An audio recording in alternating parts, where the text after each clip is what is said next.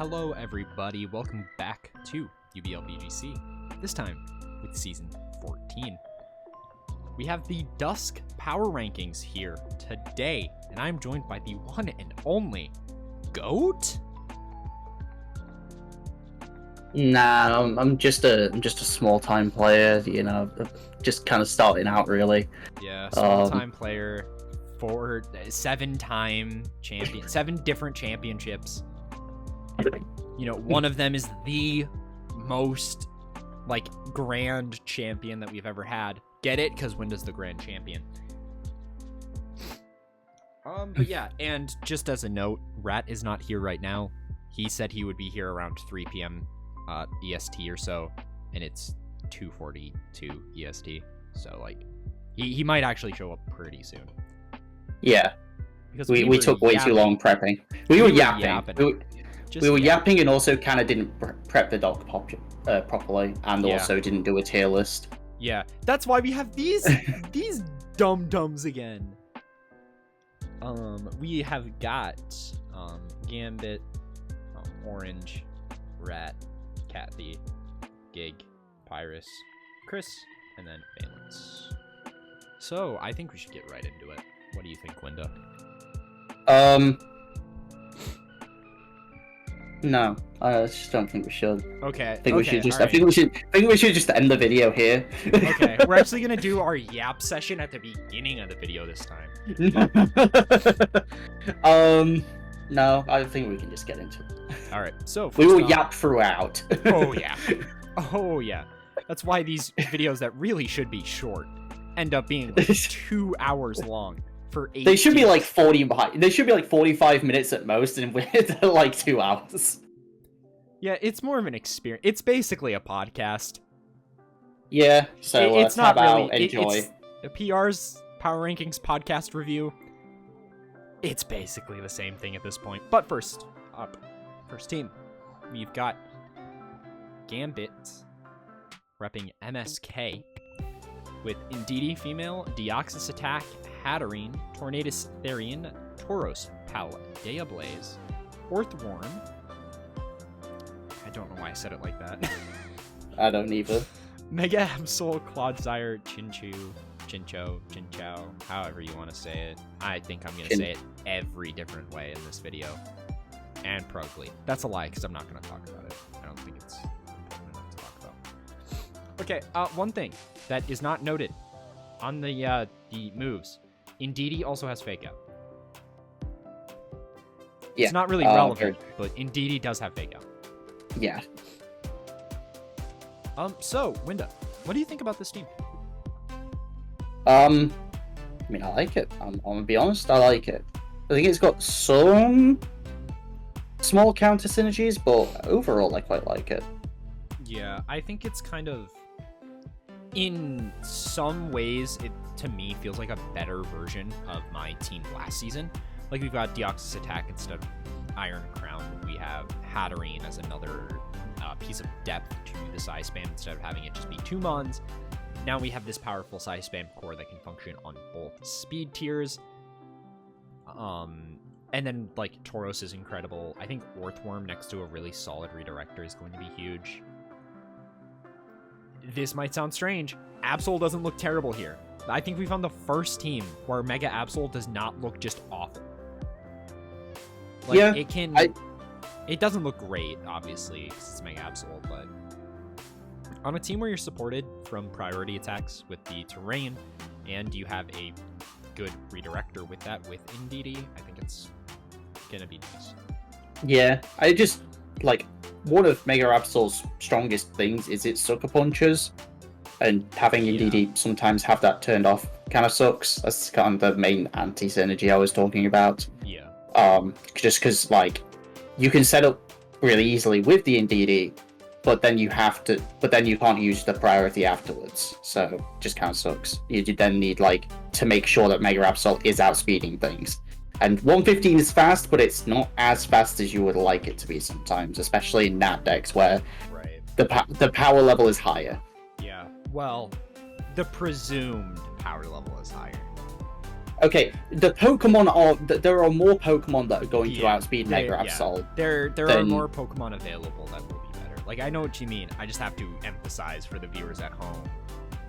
Presumed power level, because I think every time I say, yeah, this is gonna be like a super high-powered season, like there's a lot of room for high power, and then we go into the draft and post-draft, I'm like, this is way below my expectations.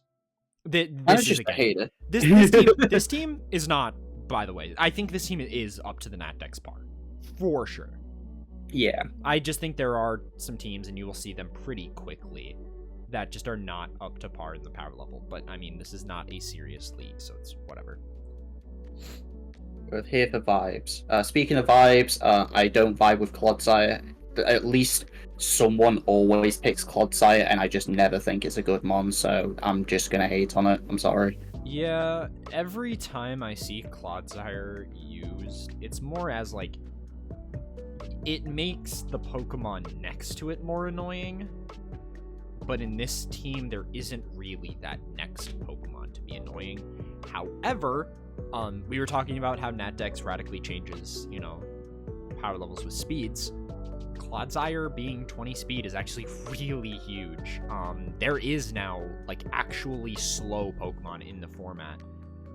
Granted, I don't know if any of them got drafted.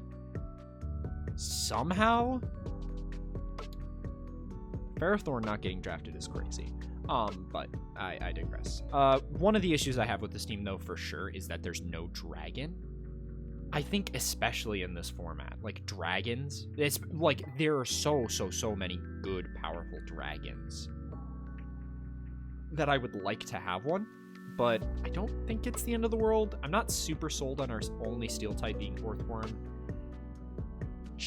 Like, it's a good steel type, but I guess you have a pretty big net weakness to ground, so it is a pretty solid slide in, but also at the same time, one of your ground weaknesses is the stupid fish that I don't want to say the name of.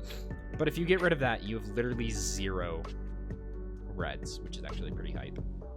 Yeah.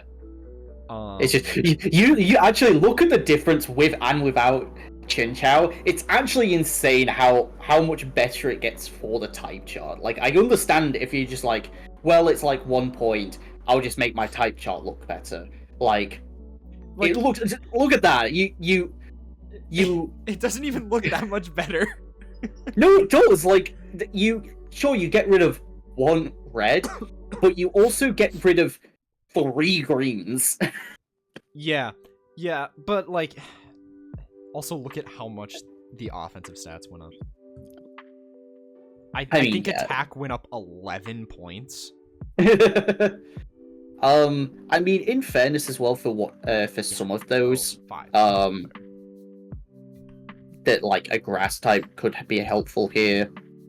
But Yeah. like, I would like, because like then you'd have an extra water and electric resist, but then you'd have another flying weak, and you would also you'd have a ground resist too. Yeah, that would help. Like, because the defensive benefits you get from Chinchou, like, you could just have a grass type in that slot, and we possibly could have got rid of Perugly to have this be a 6-point grass type, 5-point grass type. But I know also their plan was Lantern, which obviously it fits way better on this team. So yeah, there is that.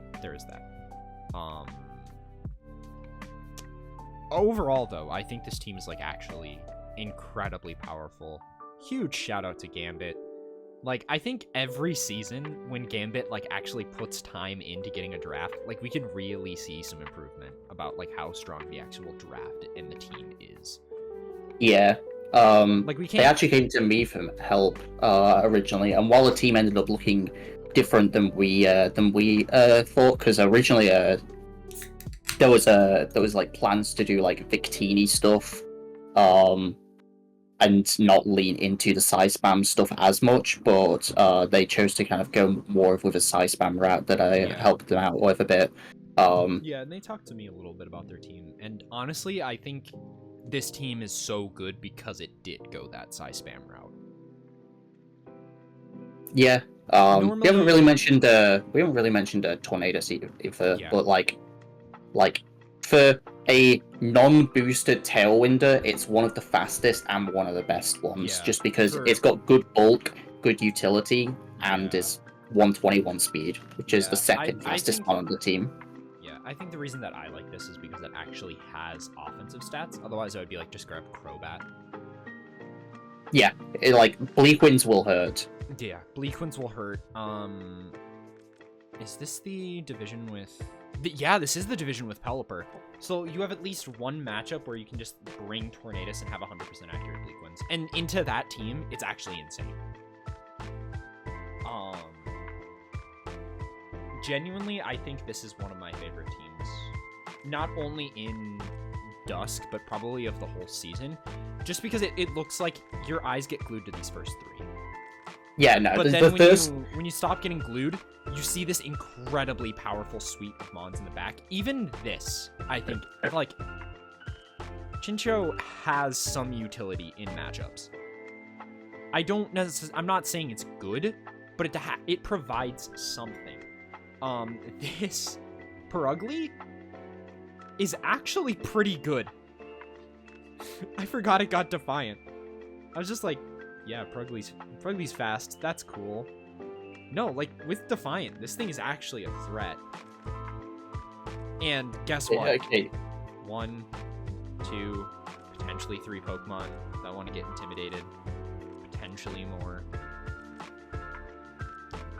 Now I do. And Snarl as well. Like, there's gonna, like, because Snarl's not only gonna break the presumed sash on Deoxys' attack, but also lower his special attack, which might be something that is maybe a downside to this, like a way to counteract some of this team. But then you've got Purugly that can get the Defiant. Not that I'm saying Purugly is the most threatening offensive Pokemon, but with a +1 or even a +2, if it gets Snarled, then it will do damage. Yeah, I think Purugly's not like a super threatening Mon on its own, but after a Defiant boost, it becomes like an actual threat that if you're just writing it off the whole time, like, oh, it's Purugly, you're not going to be sitting in a good spot. My only downside that I have with this team is it's kind of frail. But that a lot of the average is getting tanked down by Deoxys attack, by Chinchou. Like, a lot of the averages go down because of these two Mons with incredibly low defensive stats. Or, incredibly low physical defense. But I think the speed tiers are really quite nice. These are they're super fast. And one of the things that I was thinking initially was like, this team feels too fast. It doesn't feel like it's like gonna have a really good TR like stuff. And then I'm just thinking, wait, the TR mode is in DD Hat. What am I saying? Yeah. See, like, this is what we're talking about. Like, you get glued to certain aspects of this team and disregard others until you give it that respect.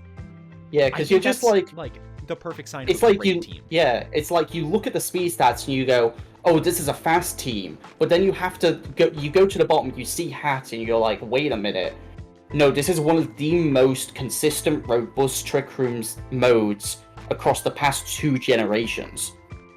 You cannot discount it at all in building. But then you've also got to worry about the plethora of fast offensive threats supported by this in DD. Yeah.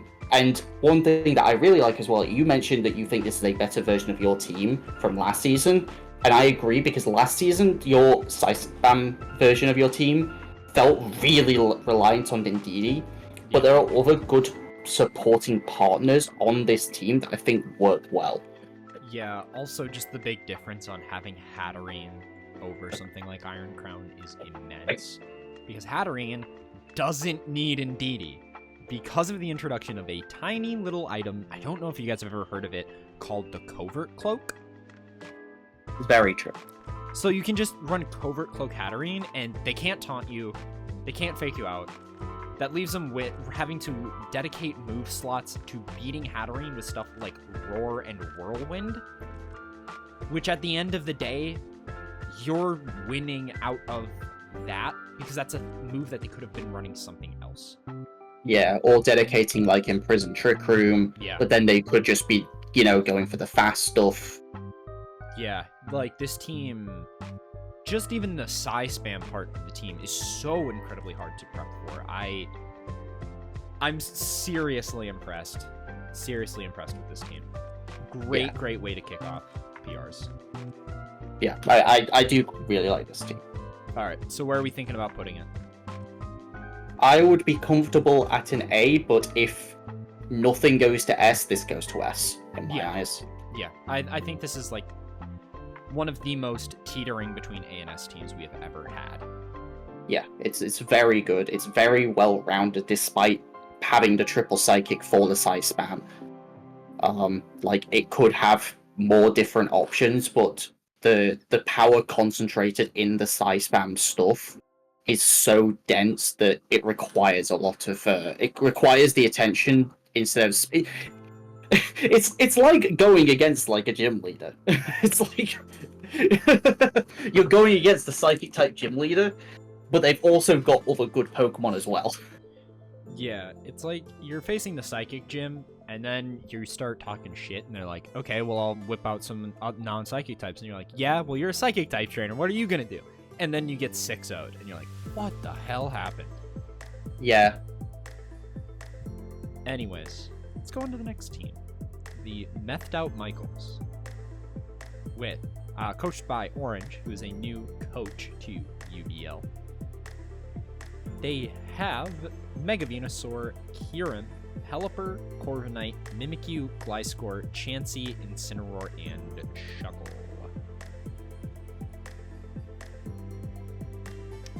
So,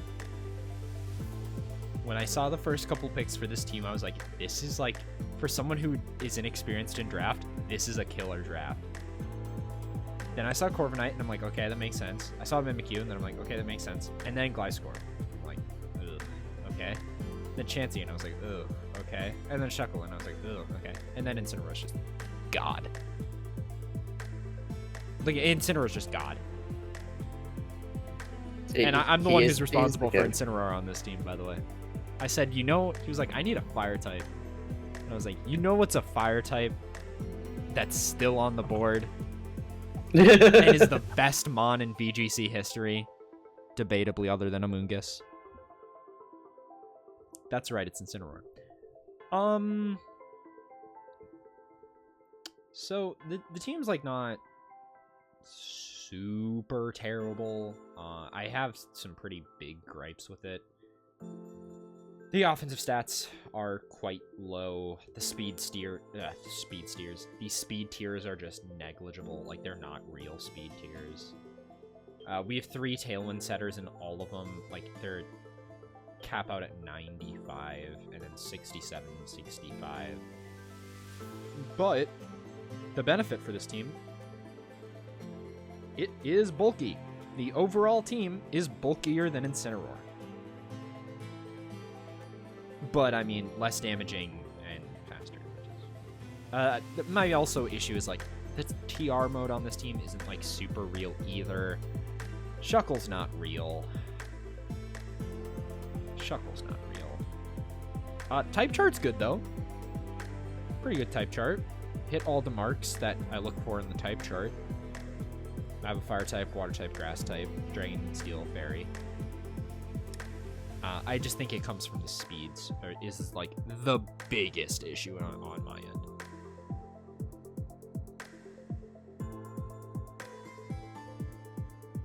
I think I just need to ask Orange what's happening.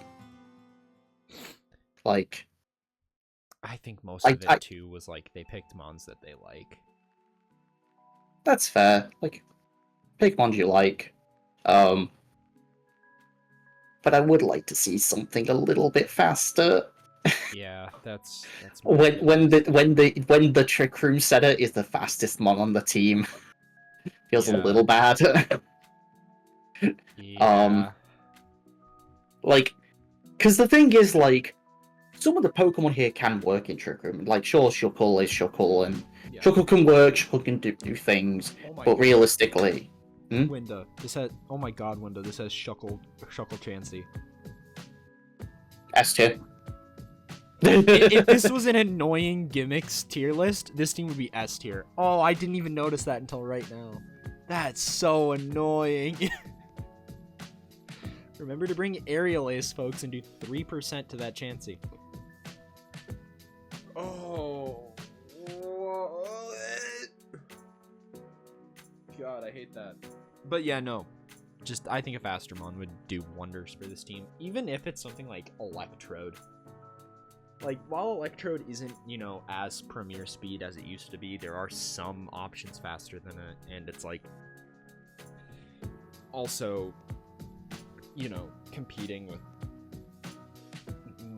some Megas. I don't think any of those fast Megas got drafted here, though. So, I don't know. Electrode would do a lot, though. I don't know about the type chart. I'm not even going to try to say how it would impact this, but like that gives you a Mon at 150. Worst case, you can also run it as a really fast option to set screens. That provides you with the way to, you know, let some of these super bulky Pokemon start setting up and actually get going. Venusaur, Mega Venusaur under screens sounds terrifying. Gliscor under screens sounds terrifying. Pelipper, I mean, doesn't do anything under screens. It's still Pelipper, but like... Corviknight under screens. Yeah, Corviknight under screens. Incin under screens. Mimikyu under... Like, this team, I think, if we get actual reliable screen setters, this team is so much better. But right now, it's basically just Chansey, which I think is too slow to actually get your value out of the screens. Yeah. And again, this isn't trying to hate on Orange. I think Pelipper and Gliscor could be other things. I think those are the two big ones for me, because it's that or you lean into what Pelipper offers in Rain, and so that would give the team a fast option. Yeah, I think for a team like this that doesn't have that natural speed, you would kind of have, with Pelipper, you would have to lean into that. Obviously, it's not something like you can go, oh, well, I, you know, have natural speed already. I have all this, this, and that. I can add Pelipper as, like, a good support Pokemon that actually does damage. On this team, we can't really do that. We kind of just have it here as a Mon that does damage. Yeah, out like of the 4 Pokemon that do damage without having to set up. Yeah, what? So Mega Venu, Kyurem, Pelipper, Incin.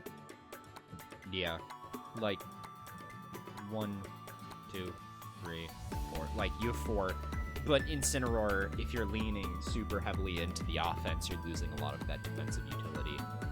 Yeah, I think there's ways that this can be improved because it has good pieces. That's the thing. It's got good Mons on it. You just don't have quite great synergy. The type chart's like pretty solid, other than the 0 rock resists. But I mean, there's 3 flying types, and 2 and an ice type, and a fire type, and a bug type. Yeah. But two of the flying types that aren't weak to rock, which that is something. And one of them just like beats every rock type in the game if it has Rain Up with Weather Ball. That's cool, I guess. To me, I was thinking about this, like, I like what this team can do on paper, but I think in the grand execution of how it's going to look within the league, I think it's not great. Yeah. But just hit all your sleep powders, and then I think this team can actually just win anyways. It's very true. If you just this is a team that wants. Yeah, just if you want to be as annoying as possible, this team can do it, because it will sleep everything. It will do Shuckle Chansey things. It will sit there with like Corviknight and set up. It will pivot with Incin. It will do everything it can to be as annoying as possible. And if that is the goal, then congratulations, you have succeeded. But as for actually winning by conventional means, I think it's going to be very difficult. Yeah. For me, are we gonna do D tier? Or are we just doing SABC? Because I think that's what we SABC. do, right? Yeah, we never do a D tier. Yeah. I could not remember. For me, this is a C tier. Like it's Yeah, pretty I agree. easy to slot in a C tier. Now we have an F tier team for Fat Rat. True. And this is not Vitrena. Yeah, no. We had some name shenanigans going on, but this is not Vitrena. The Fat Rat is back to being the Alola choose. The Aloha. Alola choose, not the Aloha choose. Yeah. God, that was the worst part about last season, I'll tell you that. But Rat has got his boy, Mega Gengar, Roaring Noon, Volcarona, Raichu, Tinkaton, Gyarados, Rayloom, not Cleffa, and Dugtrio. Let's just get this it's Lickitung, right? Yes. Does this get after you? Is that why he took it? No, I think he wanted it for 1 point Cloud9. I guess that makes sense in his div, right? Because his is the only one that has weather teams. No? Does ours have? I'm right here! Okay, here's what's different. Yours is not a weather team. Okay. Yours is a team that has weather. Fine, Calm fair down. enough. Calm down, Winda. You've seen this div. You've seen Dusk. Theirs is literally... Yeah, no, I know two the team weather that teams. Yeah, there are 2 weather teams. Okay, yeah, but yeah, there is Lickitung is 1 point Cloud9, and it's actually relatively bulky with an Eviolite as well. So. It's 2. Was it 2? That's still that's still decent. Yeah, no, I don't think it's bad because it's 2. Ooh, does it get Encore? No. No. Oh, I guess you can do me first. Trick Room? When you're in Trick Room, you can me first. That's fine. I don't know. I'm not going to put too much stock in this thing. But what I am going to put stock in is he did it again, ladies and gentlemen. The Rat Special. Where's the Trick Room, baby? That's very true. The You know Rat what? Special. It's been too long. He's not had the greatest of seasons because he keeps drafting Trick Room modes. So true. Just do the Rat Special.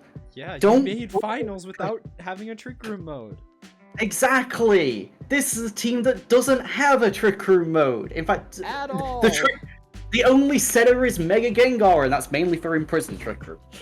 And you never want to have that anyways, because you're giving up 2 important move slots. Yeah, on Mega Gengar, which I don't know how many people in this league have experienced the terror that Mega Gengar can actually cause. Oh boy, some people are going to be in for a treat if they've never had to deal with this demon. Yeah, like me. But that wasn't the reason that I hate Rat. Die, You're upset Dialga. Live that one. You're upset about the roll. I am. I'm still, to this day, like whenever I watch that set, because I sometimes go back and watch it, I'm just like, because he got like every flamethrower burn too. It was crazy. That was where it all went downhill, and my RNG started destroying me. And that was before you had bad RNG. Yeah. Just wait. This season, Grand Finals rematch, you versus Gig. The RNG is gonna happen again. So no. I really don't want you versus Gig to start being the new you versus nobody. But you never know. That can be the new you versus nobody. Because I mean, also, I might just, have a bad season. True. Haven't had one yet, though, so, let's keep going. I have. Okay, you haven't had a bad season that you finished. Actually, I guess that's technically still wrong. Because season 12 was not a good season. You just got into playoffs. Yeah, I got into playoffs of like... Which, if we bribed Lord Nobody, we could have made it so you didn't make playoffs and Gambit did. And then I would have won Season 12. That's fucked up. I would have won Season 12. Man. That's a set I do not go back and watch, because it makes me mad. Speaking of makes me mad, Volcarona. And Raichu. And Stinkaton. Who's ready for more Encore shenanigans? I know I am. Who's ready Except I'm not, because... Who's ready for Rat to go and then go, haha, do an encore, little peasant. And then start hitting you with Gigaton hammers that actually just, for some reason, almost do damage. Almost. God, just looking in that bottom corner and seeing triple encore with Mega Gengar is gonna be like... People are gonna suffer. Yeah, and Rat is not People are beneath. Oh my god, I can see the Raichu set now. It is beaming into my mind. Follow me, fake out, nuzzle, encore. Yeah. Don't actually win that set though, because it, like, if they just kill your team, you lose. Like, you auto lose. I mean, like you can probably get away with like a Volt Switch on there, like just pivot around, pivot with Tinkerton, continue to fake out, be super annoying. Yeah, honestly, like on this team, it's weird. Raichu, you normally draft it for like fake out and stuff. On this team, doesn't really need to be the fake out mon. No, you've got another good fake out mon in Tinkerton. You can use Volcarona for redirection, though it is Rage Powder over Follow Me. Yeah, I think Raichu's also going to be that mon that you just have as your redirector. Yeah. But still, like, it's not like people can afford to... I mean, people are going to run safety goggles maybe because of Breloom Spore as well. So maybe a safety goggles comes, but like, there's already a lot going on. Like, as we've mentioned, Mega Gengar is a threat.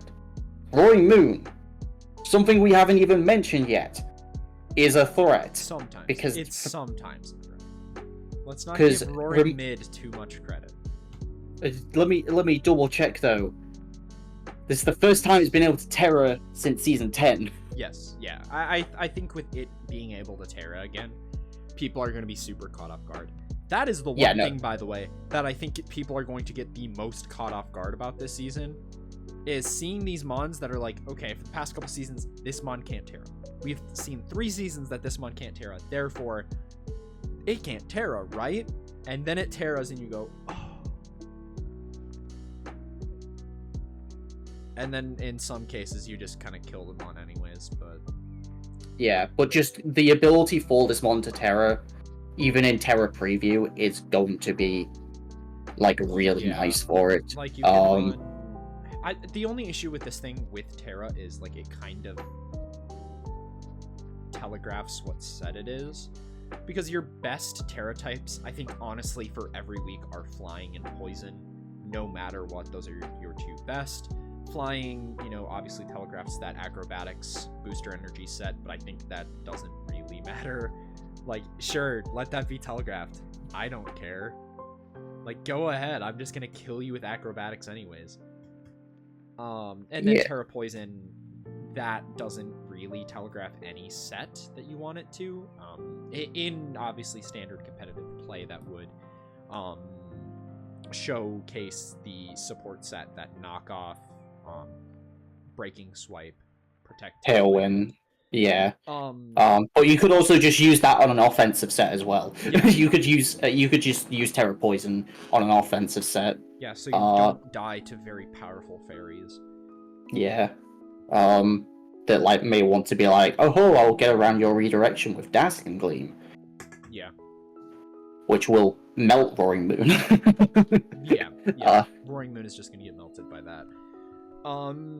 Honestly, if I may though, speaking of Pokemon that can set up and win the game though, oh my child, oh Volcarona. And Volcarona's not the only other mon on this team that can do that. We have Gyarados. Yeah, no. There's And guess Gyarados what, as well. baby? Gyarados is even better than it was last season. It's got Power Whip again. Yeah. It is... I want to say it's one of the few Pokemon that without Terra has Fire, Water, Grass coverage.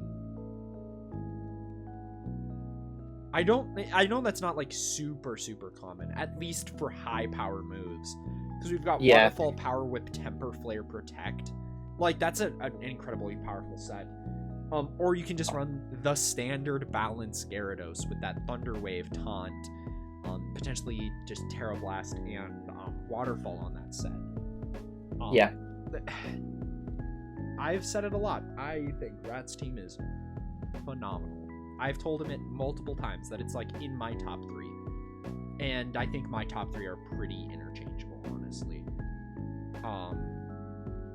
I think the only thing that would make me like say this is the best team in the league, especially in Dusk, would be if it had a Trick Room or a real way to prevent Trick Room. Yeah, that is the only thing. Yeah, especially when let's just take a look at the team we have in A tier again. Huh. No, they couldn't possibly set Trick Room. No. Let's look at this team. While it's not typically a strong team, it does do pretty good into Rat if they lead Mimikyu and they click Trick Room. That's gonna be Rat's battle this season. Is going to be to figure out how to beat teams just wanting to click Trick Room. And if he figures that out, I think he has the best team ever in this season. Like this is like honestly, the best team in the league if he can beat Trick Room. If he cannot figure out a way to beat Trick Room, he will go 0-7. Yeah. If he can, he will go like 6-1-7-0. Like it is as simple as that. Honestly, like if he finds a way to consistently beat Trick Room teams, I think this is probably in the discussion to be one of the best teams in the league ever. That it's very being strong. Said,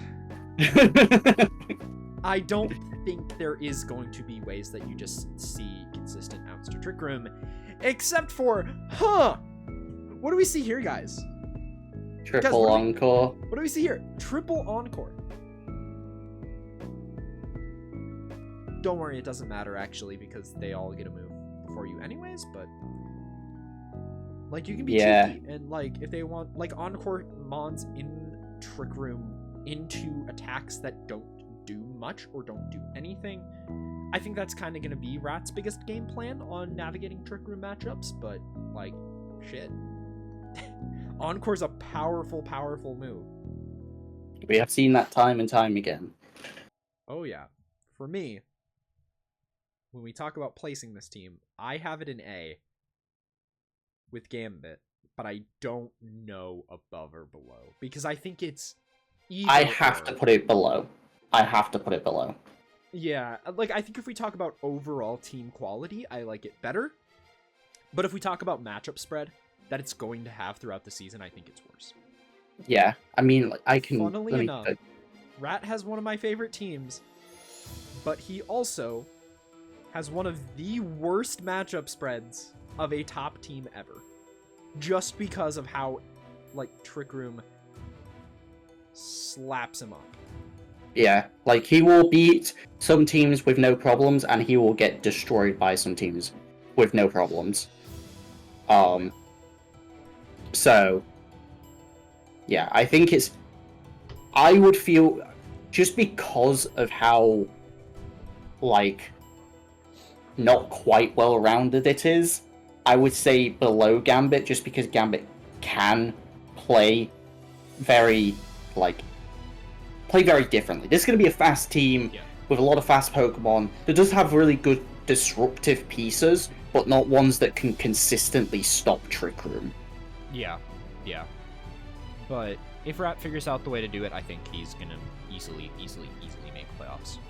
Yeah, I agree. So, I will say, though, one reason I don't like dropping Cleffa gave him game in Trick Room. Like, this seems like a meme, but Cleffa legitimately gives Rat game in Trick Room. Is it me first? No, after you, right? Yeah, I believe Cleffa has it. If it doesn't, then never mind. I'm just speaking on my ass. No, yeah, it does. And guess what? It's slower than every relevant Pokemon that got drafted. Yeah. So I think maybe we pulled the trigger a little bit on Cleffa. Because I think if this team has Cleffa, I probably would argue that it's an S tier team above Gambit. Like, it might even be my favorite team, just because you have that non-traditional way to just shut down Trick Room teams. Like, think about Roaring Moon, Mega Gengar, or a boosted Volcarona moving before everything against your Trick Room team. On both ends of things. Like, you can't play around it. They're also bulkier because of Cleffa. Yep. I don't know. I don't think it, like, ultimately is going to matter that much for Rat. Rat's a great player. He's really good at navigating lines, especially with Mega Gengar. Like, when he says this is his baby, like, he means there's it. a reason that he can say that and we don't give pushback. Like, we give pushback sometimes if people say some things. I'm talking to you, Gambit, and Lyric, saying that Lunala is your baby. I'm giving some pushback on that. I don't know, maybe the greatest player of UBL, you know, with the greatest team of all time, maybe had a Lunala. I don't know. I give Lyric. Sorry, Gambit, but I do give Lyric some credit with it because she also did win with it. Yeah. So, she's a. We are Lunala's parents. Okay, like. Oh yeah, just a couple of besties sharing custody over a Lunala. Yeah, we take care of Lunala because we both won seasons back to back with it. Yeah, and speaking of besties, I'm on this transition game today. You really are. We've got Kathy and the Jinners. Yeah. That's a name that I'm like, ooh. It's too close to sin. and I'm a man of God. I am not a man of God. All right, Kathy's team has Mega Salamence, Heatran, Cottony, Mienshao, Clawitzer, Furret, Cresselia, Xurkitree, and Ursaring. So, let's get this out of the way. Heatran.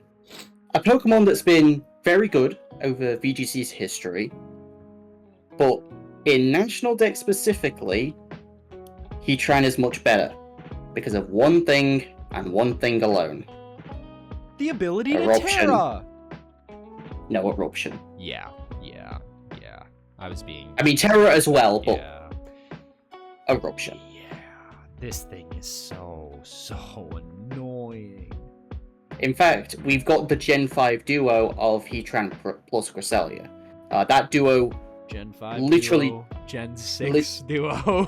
Yeah, Gen 6 as well. But didn't have Eruption in Gen 6. But in Gen 5... It didn't have Eruption, but it did have Chalk. Yeah. It did have Chalk. Which, for those who don't know, was the, predominant, team comp in Gen 5. What was it? Cresselia? Chalk was, Gen 6. Yeah, no, I'm saying, it was the... predominant, Cresselia, in 20... Amoonguss, Landorus, Therian, and Mega Kangaskhan. Yeah, so, for 2015, that was the predominant, Yeah, that going into Worlds, that was definitively, format solved, this is the team to beat. Yeah. And you've got two of the best slower pieces for that team. While not traditionally slow,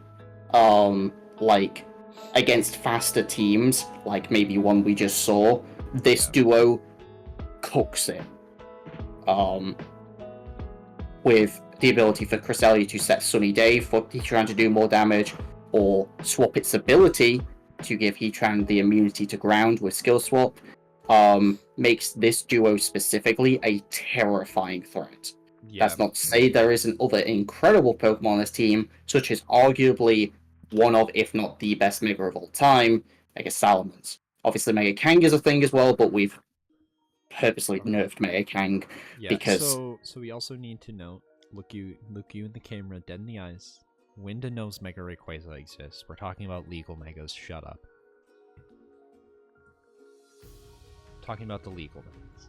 Mega Salamence is probably the best Mega, because we don't have the data that we do with post buffs on Mega Kang. Not Mega Kang, sorry. Mega Metagross.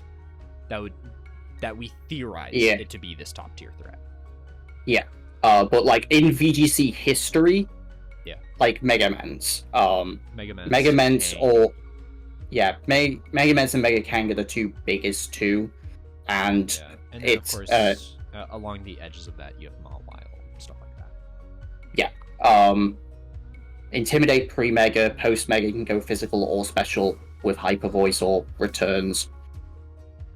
Or Double Edge. Or Double Edge for insane damage. It gets Stomping Tantrum now for like single target ground, so it doesn't have to rely on Earthquake. Right, which is good on this team, because this team, like, while there is ways that having the ability to go for Earthquake is good, there's also Heatran that will have to Terra if you want to click Earthquake. Yeah. And Circuitry, if you click Earthquake, is just getting sent to hell. Probably. I don't know. Yeah.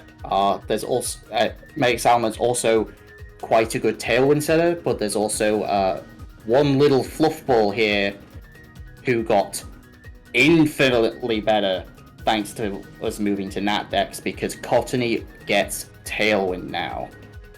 This means Priority Tailwind is available, Priority Encore is available, and can be a very disruptive, very annoying piece. Yeah, and by the way, outside of spoilers, Talonflame, this is the only Priority Tailwind setter that got drafted in both divisions. Unless I'm crazy.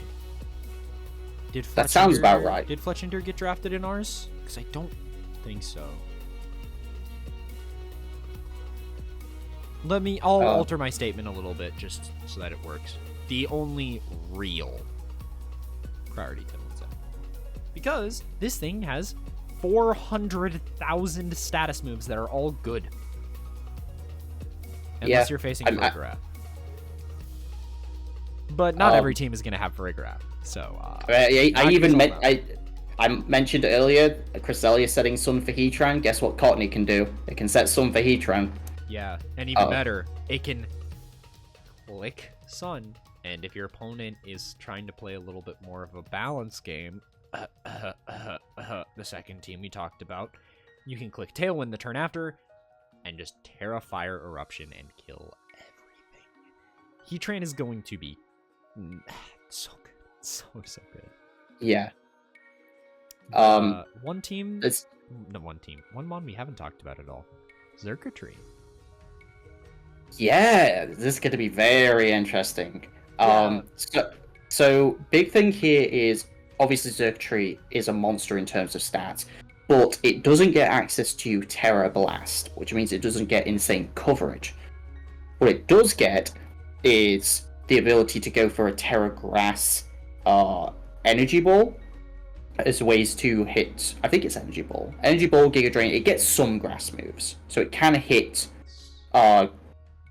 like ground types for damage that aren't just it's not like a Lecky. It gets no coverage. Energy Ball, Grass Knot, and like if you're running the Sun mode with Heatran, you can run Solar Beam. Yeah. Also gets Dazzling Gleam, I believe, to my knowledge. Yep. It's Dazzling Gleam, and it gets access to Signal Beam again as well. Yeah. So it has actual coverage, and while it's not got the speed stat, that's where Priority Tailwind and even potentially Trick Room can help this thing out. Yeah. And Terra can remove its weaknesses, or just give it Terra Electric and start just literally going burr. Like it will nuke things. Has a very, very powerful tool that makes it able to just kind of click buttons and win the game. It's called Tail Glow. have you guys ever heard of Tail Glow? You know, it only gives you +3 special attack. And, you know, Xurkitry's special attack is only 173. It's only 173. It's only literally the 3rd highest special attacking Pokemon ever, behind Terriblemon Deoxys attack. I'm saying terrible in most circumstances. And then terrible Dudumon Mega Alakazam. And above, terrible Dudumon Hoopa and banned Necrozma. I'm just being mean to those other mons. But yeah, no, Xurkitree has got, like, insane special attack. Obviously, its biggest issue is its speed, but, like, whatever. There's good speed control. Also, the team has redirection. It has Furret, which Frisk plus Follow Me is good enough. You can find out where the Assault Vest is and go, I'm just going to ignore that. Oh yeah. I can worry about that later. You can stare it down. This is the Assault Vest. I am going to crush that Mon with Salamence. Or, with another Mon we haven't talked about, Minxiao. This Mon, by the way, is absolutely terrifying. Imagine saying, well, my Heatran's physical defense is a little bit lacking in this matchup. I can't really live these hits, or take as much damage. I take more damage than I would like to. If only there was a Mon that could click a move that would give me +1 defense, and it can just run for free because I have Mega Ments that would also like to get this hit by this move. I didn't even think about this, but you are onto something. I don't know if I agree with it. Not necessarily like the Heatran theorem. Like, that's just like a niche case scenario where, like, you can click it and make your Heatran more bulky. But like this into Mega Salamence is crazy. This into Ursaring is crazy. By the way, we have Discount Bear. Discount Lunarune with Cresselia Ursaring. Yeah. And, like, honestly, Ursaring likes Eviolite, but it's far from, you know, mandatory to run Eviolite on this thing. You can still run Flame Orb Guts. I fail to see how this is not the best team in Dusk. Honestly. Like, yeah. I think it's pretty close between this and Gambit, but for me, this is just clearly S. I would go with this as S. This is like we can't talk about every Mon individually because they're all too good. We don't have time to talk about all, because, like, we haven't got to talk about Chloritza, and Chloritza's amazing. I want to season with that because it just does so much damage. Literally, Minxiao I love. Every Mon on this thing is a threat to the board state. Every Mon does something. We didn't even talk about the amount of depth you can do with Cresselia, because you don't have to sit there and click Lunar Blessing. Just click Calm Mind. You can set up with any of these Mons for free. And there's so much support and diversity in a lot of them as well. Like, Cottony and Furret are going to be primarily supportive and not doing too much damage, but even then, saying that, Furret gets Super Fang. But then there's Mienshao, who can fake out and wide guard and knock off, but also click reckless high jump kicks. And also is prevented from being faked out itself. One of the reasons why I personally like it as a fake out one, because even if they've got faster fake out, then you are immune to it, so it doesn't matter. Just so much pressure that this team applies in its offense, in its support, in its speed control. Like, it's going to be difficult for teams to deal with this. And I, for one, am really glad we don't play it, kinda. I don't know about you. I'm really glad I don't play this. Yeah, genuinely, I think like, it's not a team where I look at it and I think, this is unbeatable. But it's one of those where I look at it and I'm like, oh my god, do I really have to spend, like, legitimately 3 hours prepping for this matchup? Yeah, exactly. I'm like... Because it's like, you guys have seen it firsthand. The more we talk about this team, the more depth we find in it. On paper, this is like, yeah, this is a really good team. It's, you know, potentially third, potentially, you know, second, you know. But then you sit and you talk out the rationale of it. And it's like, this team is kind of crazy. Obviously, though, it does still have flaws. Yeah, They're just its slow isn't super slow. Yeah. The slow is there, and claw isn't. And It's also, not super its slow. fast isn't super fast. No. But honestly, given how we ended up seeing a lot of drafts end up, I don't think having like a slower fast is that bad. No. Maybe it is in and this also, division, but I know in ours But it also- wouldn't be that bad. But also, quite a few of the mons are very bulky as well. Yeah, and like People, Salmons. yeah, but I say Mega Salmons. Let's just talk about this for a sec. This mon has 130 defense. Yeah. Why? Yeah, and that's like, oh, this thing has 130 defense. Asterisk. And then in brackets, that's without taking into account Intimidate. Yep. Like, this mon just is going to sit there and take physical hits. You can switch it on every fighting type, switch it in on every ground type. Shit, you can switch it in on basically every Pokemon that's not going for a super effective move. Like, this thing is just a switch in to everything. Yep. It's so crazy. I'm so glad someone decided to take one of these top tier megas because, oh my god, this one's crazy. Yeah. In fact, even then, like, while it's not a move in this format, because we did ban Hidden Power because, no, we're not dealing with that. There was a famous example of a Mega Salamence living a Scarf Landorus Therian's Hidden Power Ice from 75%.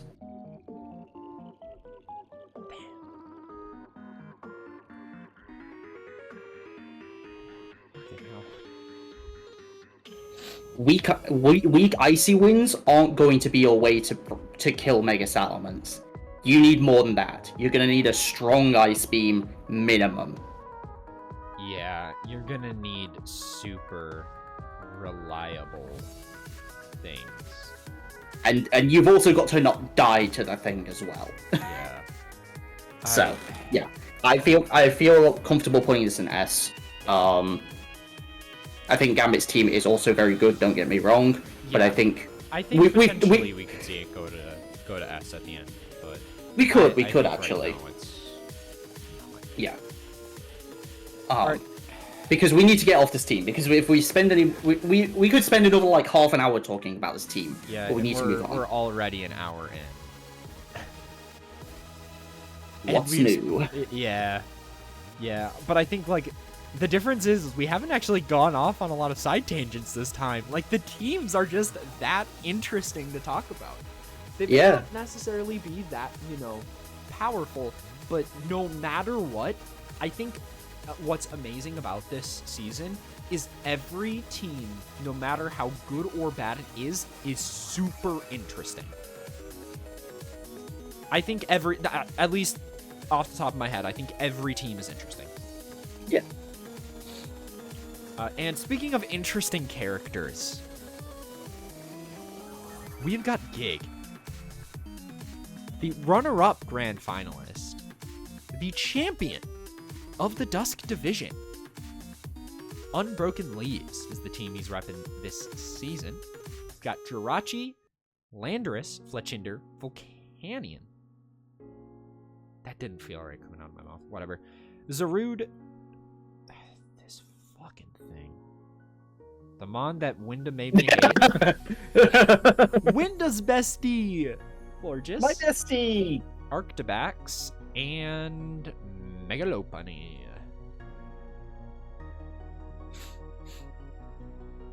I think this team fucking rocks. I think it's got obvious flaws, but this team is so fucking sick. It's got a lot of really cool mons. I drafted it, but like, because like I've taken a look at the mon itself more, but Zarude is so cool. Zarude's so cool. I hate this mon, but it's so good. Volcanion is very interesting. Jirachi is annoying, but also a very compelling Pokemon that does so much. Yep. Landorus is the mon that I'm the biggest dick rider for. Just look at last season when I was making content. and talking to people about it, I was saying, yeah, this month's insane, and they were like, shut the fuck up. And I was like, okay. Shout out to Kathy for saying that Landers sucks. And being the reason I didn't draft it. Last season, not this season. This season I didn't want it. But yeah, Fletchinder is fine on here. That's kind of my big issue, right? Is that we've got this really powerful team, but our tailwind is Fletchinder. However, I mean, yeah. However, folks, you remember when the last team, how we pointed out Kathy's flaw is that fast teams are kind of, powerful into it. Well, look at this. This is actually a pretty fast tailwind team for what we have seen so far, besides Rat. Which technically this tailwind team is faster than Rats because it's got priority, but we don't need to talk about that. It's priority tailwind, but also there's an extremely fast Pokemon in Megalopoly. Yeah. And also, like, this Mon is so good post-Scrappy buff. Like, yeah, these no, last two it's generations, really this has good. been a fundamentally different Mon, and, like, so powerful. Being able to also fake out ghost types is so massive. I don't know if we've necessarily seen a ton of relevant ghost types yet. I can think of one. Well, one. We've seen Mega Gengar. But other than Yeah. that, I don't think... Like, Mimikyu is pretty relevant in that matchup, but, like, I think those are the only two ghost types that we have seen so far. And it actually likes to fake out both of them. Never mind, I'm eating my own words here in real time, folks. Yeah. There's only one other ghost type coming up, and I'll spoil it now. It's a... Oh, wait, no, never mind. No, there is one more other good ghost type to fake out. That's Pult, right? Yep, there is a Pult. So, yeah, it can fake out Pult. So... Yeah, not to mention, like, this thing can launch off attacks at 136 attack. Does this thing... I have to check, because I don't remember what actual fighting moves it gets. Yeah, it does. Oh, it gets close combat now. Yeah, it got close combat, like, either this or last gen. I think it was the last gen, because I don't think it's in this gen. Lopunny? I thought it was in this gen. No. Wait, did it get it in BDSP? It might have. Ooh. Because BDSP, we have the BDSP moves for Mons. Yeah. So, It got it sometime during the Gen 8 cycle. Somewhere. Yeah. But yeah, with Scrappy buff from Gen 8 as well, just makes it such a threatening Pokemon because it's like, I think I've made this very clear. I'm a personal fan of offensive fake out, and oh boy is Megalopoly offensive fake out. Oh yeah. And it's also got decent bulk as well, like the 94 and 96. It's the low HP, but those defenses are not like, it's not frail. Right. It will take a hit.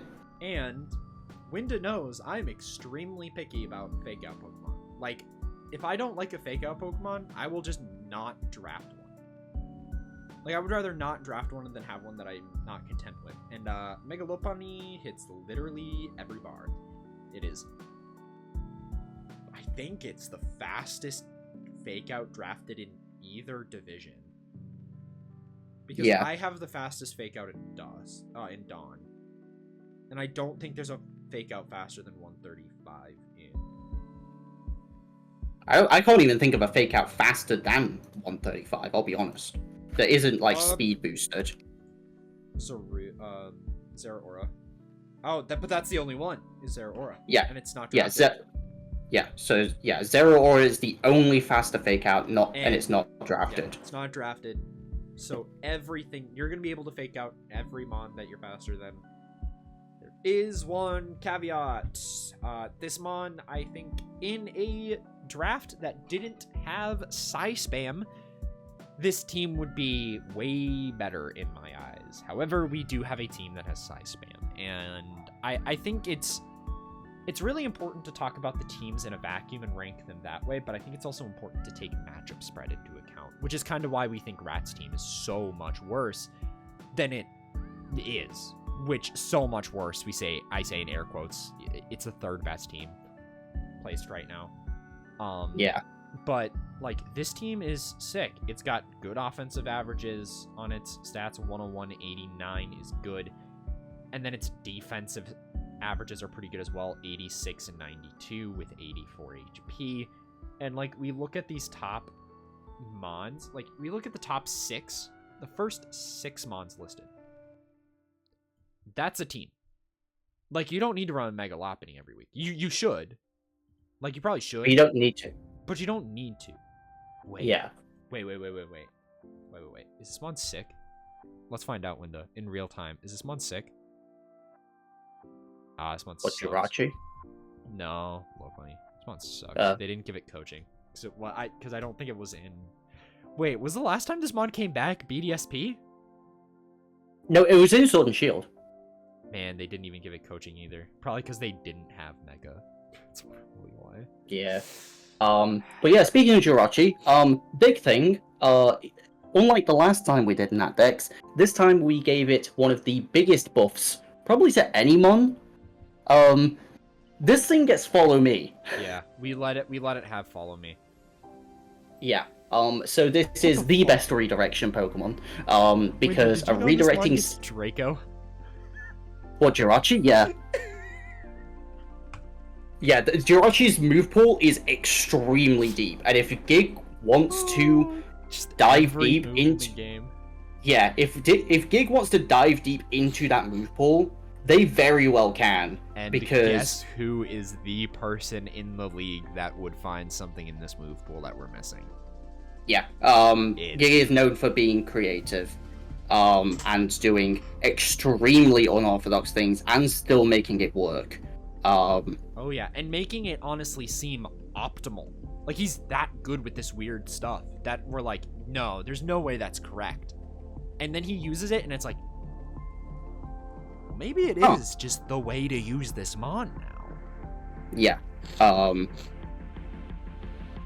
also, even if you don't need to be creative with Jirachi, you can look at a slow team and go, I see a team here with no Pokemon above base 100 speed. I will be clicking Ironhead. Yeah, and also, this mon gets access to Expanding Force, which normally I would say, looking at this team, Expanding Force is like an irrelevant move. However, again, we have Psy Spam. It's not necessarily going to, oh, I'm going to do it and it's going to hit so many mons, it's going to do all this damage, all that. But, like, your 4X, the Psy Spam mons, you still probably could do a massive chunk to Deoxys. Oh, you're 2 at KO Deoxys with Expanding Force. Like, probably even uninvested. Yeah, you probably could get a Oko. And then there's stuff like Tauros. Like, yeah. I just don't think it's even worth trying to Oko, and put investment into it, because realistically, there's one item that Deoxys is going to be running. Yeah, Focus Session. Yeah. So. Yeah, the reason you would just run Expanding Forces to just deal so much damage to both mons that they control, and they can't really do anything to Jirachi. You mentioned the Ironhead stuff. I think that's, the Ironhead stuff is obviously pretty decent, but I just hope Gig doesn't fall into the trap of trying to run that every week. It's not right every week, but if Jirachi... There's at least one matchup where it is 100% correct. Yeah. But, if you are, trying to beat some of the slower teams, or teams just trying to go slow, then, Jirachi Ironhead is something that people have to be ready for. Despite, there is Fake Out, which, people are going to want Covert Cloak for that, but you might just want Covert Cloak for Jirachi Ironhead. Yeah. Though we do need to start pointing out something, which is one of the issues we have with Rat's team, and that is the Trick Room mode lacking. Now, obviously, I've always been an advocate of, you don't need a Trick Room mode, you just need to be able to, play around or be able to play in Trick Room. the only real mons that can do that here are Florges and Volcanion. Yeah, and honestly, I think in this format and this gen especially, I've like really, really softened on like, oh well, TR is mandatory for every team. I think It was needed in Gen 8. You needed it in Gen 8. In Gen 8, it was mandatory. Your team had to not have a way to deal with TR. It needed a way to win in TR. Yeah. But I mean, like this, talk about like expansive move pools. Just run you can just run Imprison, Trick Room, Jirachi, and it's like, oh well, I'll just kill the Jirachi. No, you won't. No, you won't. This mon's no, you as hell. And you can just run Imprison, Trick Room, Follow Me, Ironhead. Have fun playing the game, buddy. Yeah.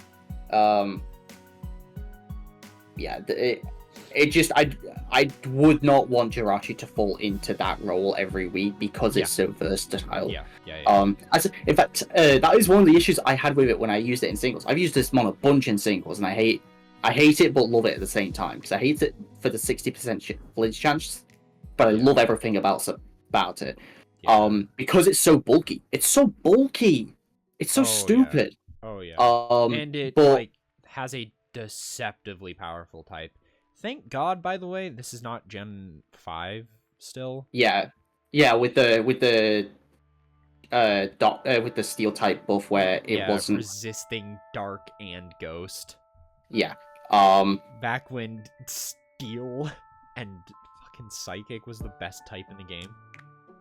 It was very good. But even still now it's still good. Yeah. But still a great typing defensively. Yeah. 100% agree. You say you're a big fan of Zarude and like you drafted it. I haven't looked too much into Zarude, but like I know I used it. I haven't looked at it too much for VGC purposes, but I used it in singles and it was pretty good. I'm really excited to see Volcanion personally. I think Volcanion's gonna be sick. Like I think if this team had an actual TR mode that would like go like redirection or fake out into TR for Volcanion, I think that could actually have been really cool. Yeah. I honestly, but even still, it's just a generally good mon. Like it's not bad at all. Yeah, it's bulky. It's got a good type. Is it still the only fire water type? I believe so. I think it is. Yeah, it is. It's the only fire water type. So it's got that, which, if you look at the types, there's 1, 2, 3 total weaknesses. And 1, 2, 3, 4, 5 resists and an immunity. Yeah, that's a really damn good type. Yeah, no, it's an amazing type with water. Yes, what it pairs well with too, Zarude. They have interactions at most of the weakness points on Zarude and Volcanion, which is very scary. So I'll talk a little bit about some Zarude sauce. Obviously, if you guys have played singles, I don't know if it's used in singles necessarily, but one thing that Zarude does have access to is jungle healing. Cresselia is a copycat. Wah, fuck you, Cresselia, for stealing Zarude's whole flow. But it's got jungle healing, which is normally I would say, oh yeah, Zarude. It's like it's not a mon you really want to click that with, and then it terras and you're like, oh, now it's not weak to everything in the game. And then you look at Jirachi and Volcanion and you're like, oh, well, there's good partners for it. And you look at Raikou and Florges and you're like, oh no, this is actually good. Why is this good? Yeah. Oh, it gets Snarl too. That's so good. It gets Snarl. It gets access to Knockoff, which is not shown on here for whatever reason. Yeah. That thing's always had Knockoff. Yeah. But also, it's not just like it's not. Oh, that's not a weak Knockoff either. That's a strong knockoff. Like, look at this thing's stats. Like, it's so good. It's why I drafted it, because like I say, I drafted it in singles. In singles, it's often used as a Scarfer, but also it uses bulk up plus jungle healing. Like to stop things from being statused.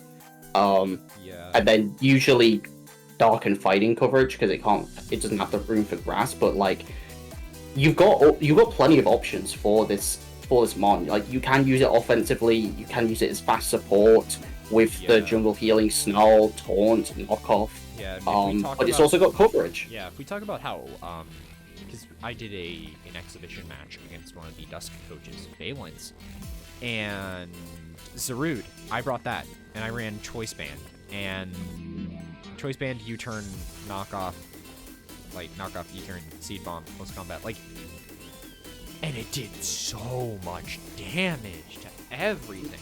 Like, this mon is crazy. But at the same time, you can also just run Clear Amulet.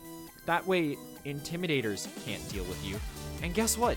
This thing is good into most Intimidators. It's got something for everything. I think the only one it doesn't is Mega Salamence.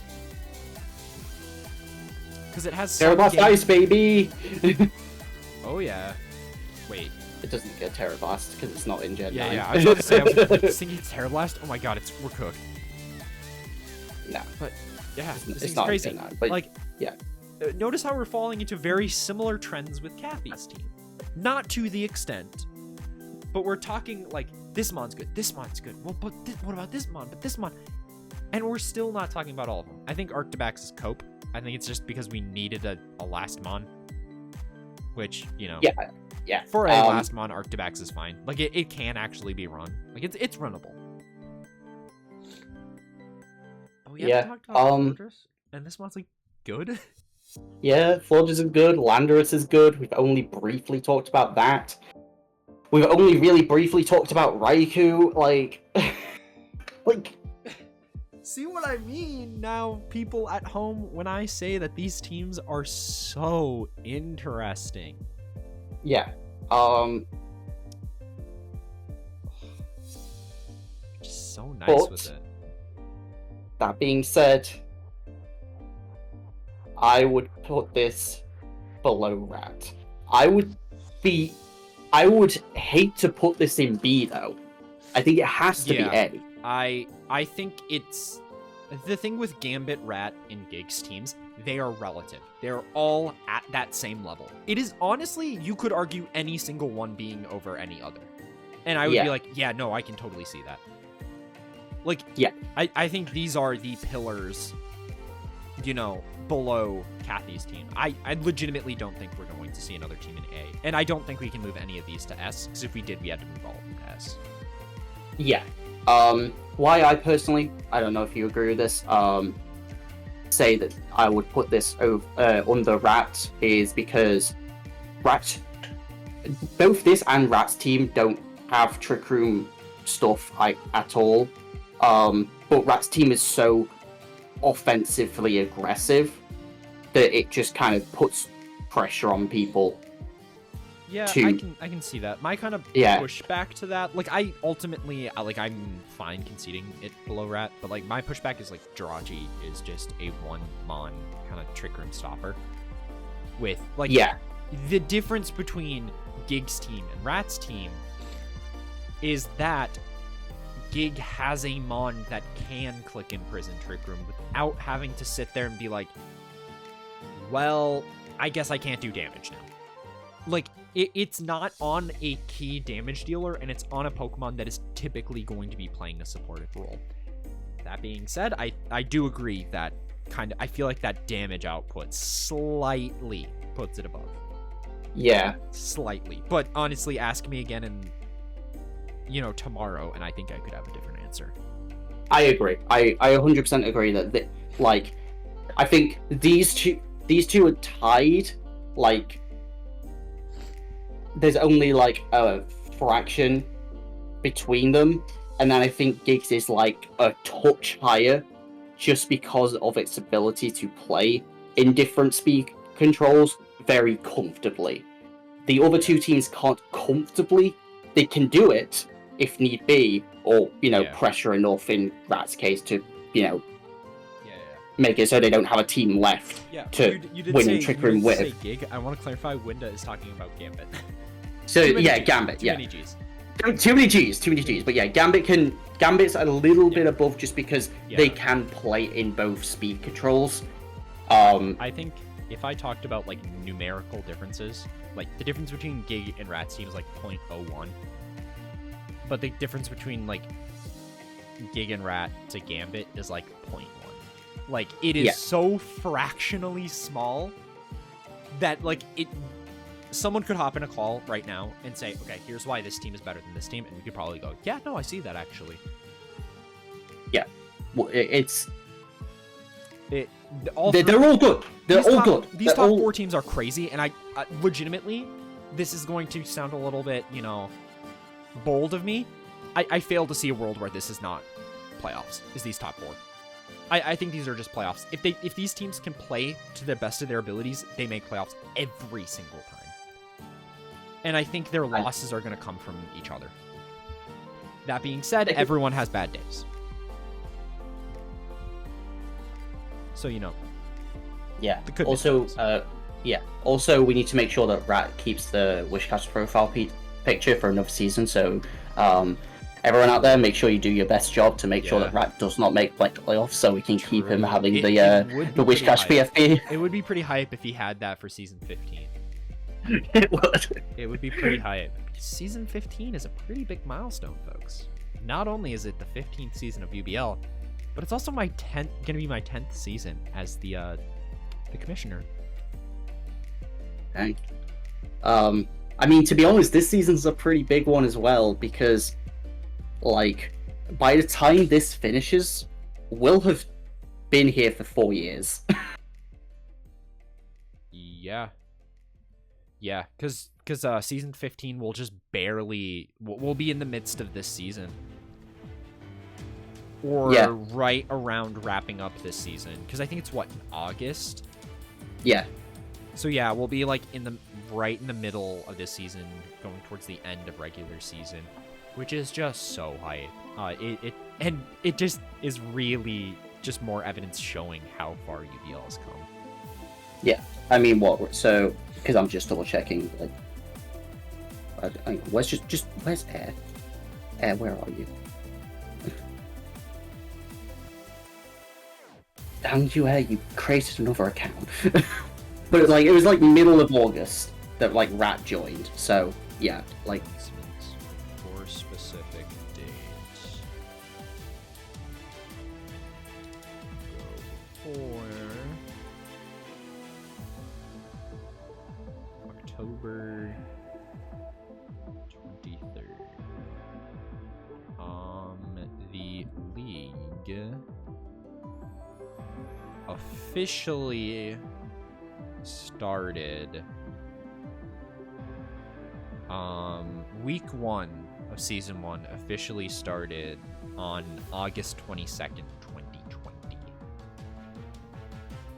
I can't find anything about the draft. I would have to look in the lounge, but no. Don't blame you. That would actually there's 6,000 messages before then, because what I put in was for season 2, because I did August, so it was I did October, so it's season 2, so I would have to tighten down the range. But we are very, very closely approaching 4 years. 4 years, yeah. Which is crazy, especially crazy considering that Winda has won over half of the champ. Well, yeah, no. I've won half. Little bit under half. No, if we've had 14 seasons and I've won 7 of them, then that's half. Well, if you win this season. So yeah. No, if there's 14 divided by 2 is 7. Winda, this is season 14, you goober. Oh. So you need to win this season, then you've won half of them. It confused me because it was 7 total titles, so I had to sit and remember if you because I was thinking Grand Finals was a different season for some reason. No. Okay. So no, it's slightly under half.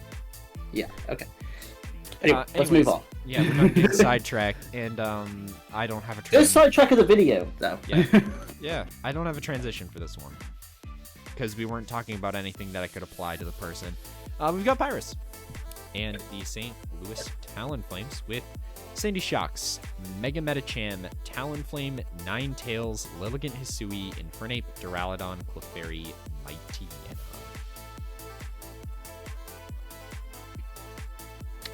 So, Pyrus got sniped 2 times. Wanted Mega Venusaur, then wanted normal Venusaur. Both got sniped. So I need to keep that in mind when looking at this team. Sort of, I guess. But I'm not a big fan of this team personally. I think it's like too many fire types. We've got too many fire types. We've got 1, 2, 3. We've got 3 fire types, and we've got another Mon weak to water. We've got 4 Mons weak to water, and we've got 2 resists. Yeah. We also have no water type. Yeah. Granted, if you're going for Sun, then it is tough to find a water type that kind of fits. Yeah. Like, yeah. I will say this, like, as someone who does value teams being relatively balanced. This is too balanced. You need top end Mons. I'm sorry. Yeah. There is also there is no Mon on this team that costs more than 15 points. No shot. The highest tier Mons on this team are Talonflame and Clefairy. Doesn't Clefairy cost 16? No, it's 15. Oh, right, because we knocked it down. Yeah. So, yeah, those are the 2 highest tier Mons on this team. Yeah, and also if you look at... So, if we talk about every team for this one that we liked, it's got a little thing that we like to call a cheater Mon, if not more than one. There is not a Mon on this team that I would consider so broken it's like you're cheating. Like, I don't think there's any Mon on this team that feels a broken cheater, and there's nothing that functions in a way that feels like you're breaking something. You're not breaking the mechanics of the game. Like, it's weird because I see some synergies. Like, potentially we could go, oh, Gravity Sleep Powder, but we also want to run it with Sun and this. So, like, we kind of have to play around with Ninetales, but Ninetales is a terrible Pokemon. Like, Ninetales is bad. I'm not even going to tell you. If this thing didn't have Drought, it would be like 3 points. I mean, yeah, I'm that. not. If that. In fairness, Ninetales does get Hypnosis, so you can do Gravity Hypnosis as well. Yeah, wow. I really feel great about that, looking at every other team in the league that we've talked about besides Orange's team. Like, we've looked at the Big Four now. Like, we're past the Big Four. This team is not even close. And I'm going to say it, Window. I'm going to have to add another tier. Because if this is the best of B tier, I think I'm going to need to add a quote-unquote filler tier between them. Because, like, we go from Gig's team and we go to this, and this one has way more apparent flaws. It is way... Here's the biggest issue I have with this team, though. It is super linear in a format that punishes you for being linear. You've got your opponents that have all of this depth. You look at Kathy's team, you look at Gig's team, you look at Rat's team, you look at Gambit's team. You even look at Orange's team. They all have some level of, like, quite a bit of depth. I don't see that here. Now, I will say I do think this is better than Orange's team. Just gonna say that before you sit there and yell at me, Window. But this doesn't have the depth. It follows the trend of a lot of these Dusk teams.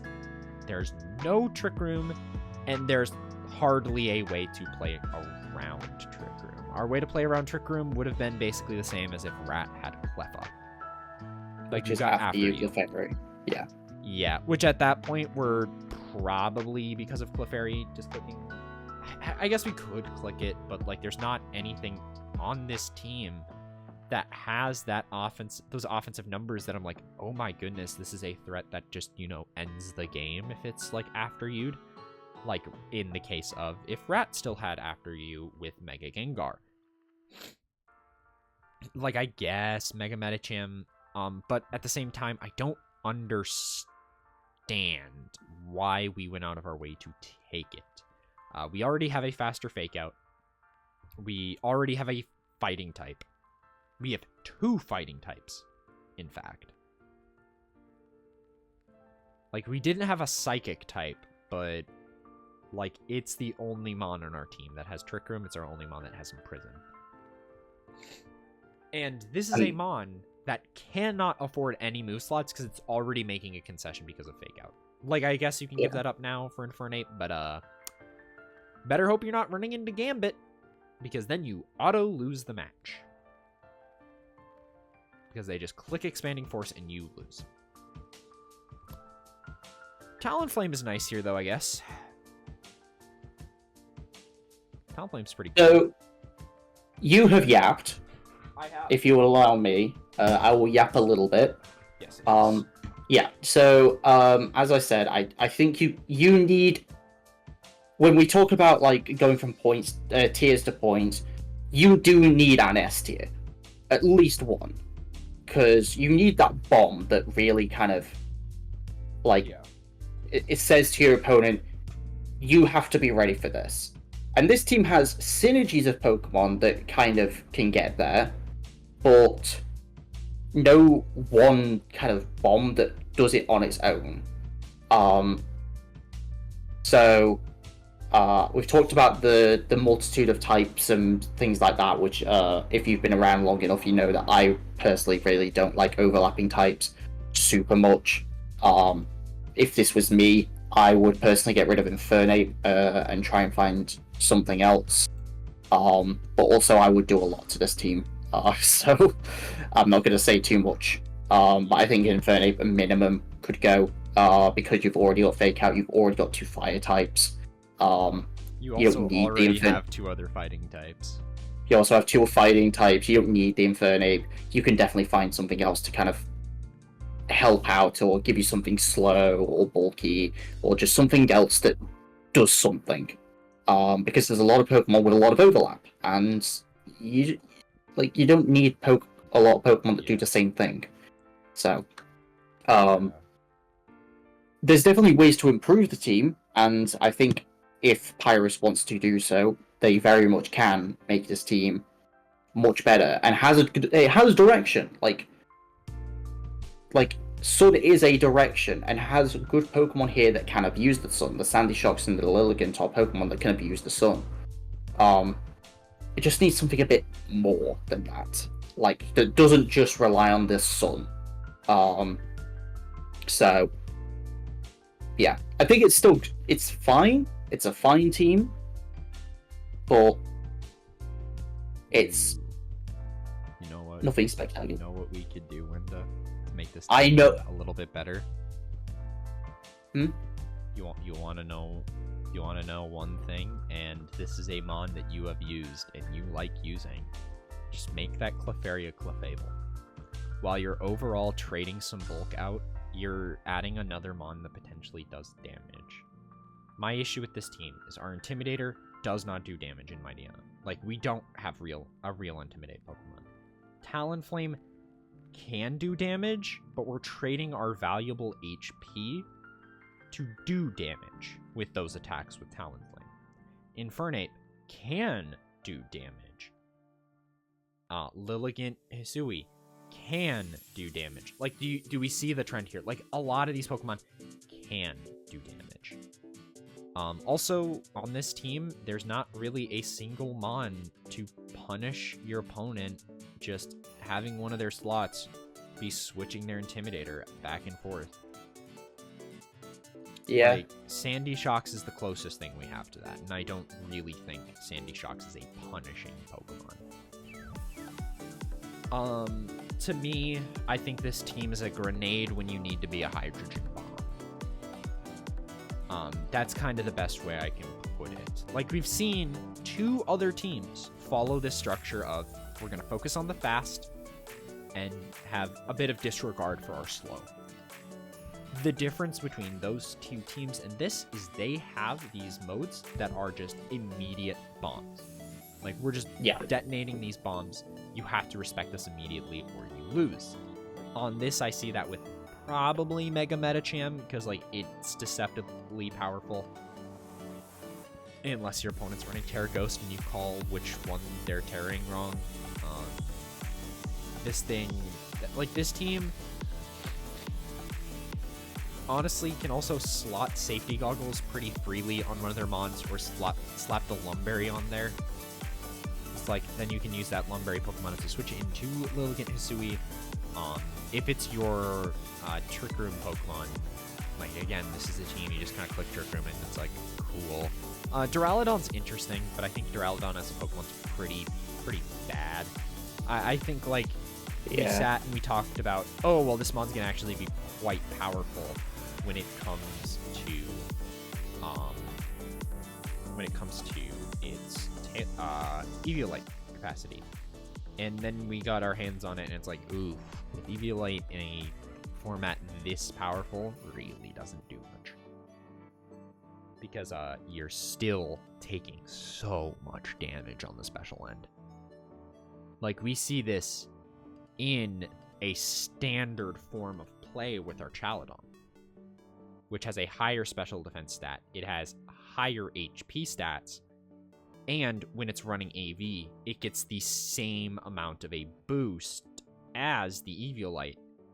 Yeah. And there are still mons that can click Terra Fairy, Moonblast, and Oko it. Yeah. So I think the thing with this team is Pyrus is going to have to find the right balance. I think if Pyrus gets really, really comfortable with this team, he's going to be able to do well with it, but I just think it's too much of a caliber behind the big four. Like, I just think it's not damaging enough, as we have beat to death at this point. Yeah. But I think out of all the tiers, this is a B tier team. I think it's clearly better than Orange's team. Yeah. All right. Next up, we've got Chris and the Titanic Destruction. We have Mega Swampert, Tyranitar, Excadrill, Dracovish, Riolu, Hitmontop, Honchkrow, Haunter, Electrode Hisui, and Ambipom. And we have. Can I go first? Can I go first, please? Yes. Please, Chris. Please, I'm begging you. Please. This team is so good. But why has it got a Mega Swampert? I get Riolu, but that's not enough. Please. This team is so good. If it didn't have a Mega Swampert, that's 20 points.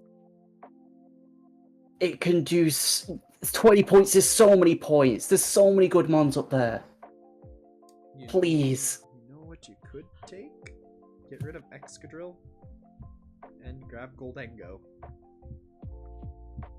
Or, you know, just get rid of things.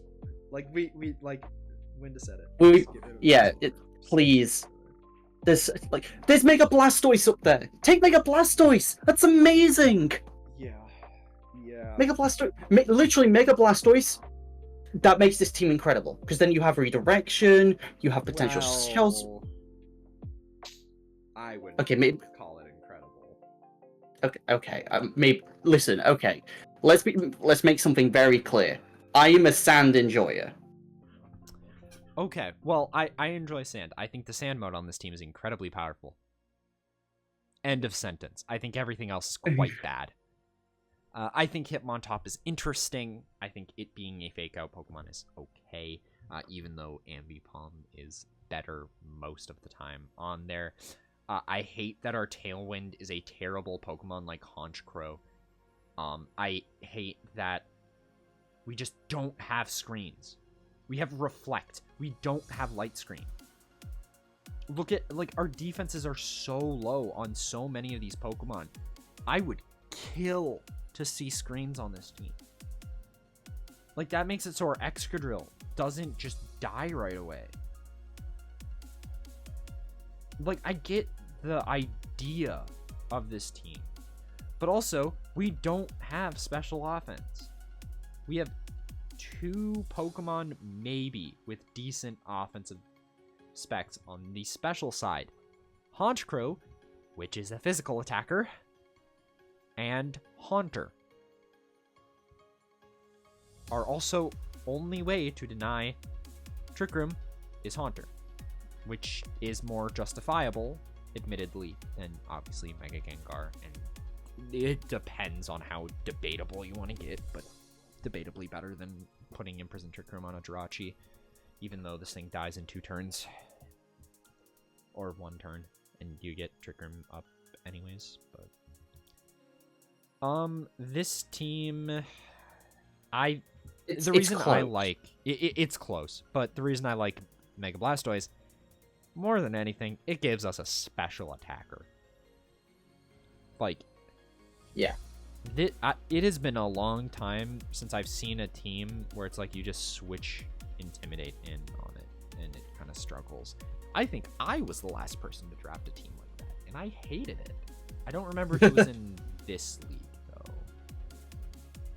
I'm not sure. It might have been something else, but like, I think teams where like you got your team and then you're just kind of playing will they, won't they with switching in and out their Intimidator. I think you're just so far behind. Also, like having Dracovish, this incredibly powerful Pokemon, but not having the counterplay to Intimidate is just so unfortunate. The Dracovish pick gets very lucky for this team when you consider no one took Fluttermane, no one took Bundle, because both of those Pokemon outspeed Dracovish in the sand.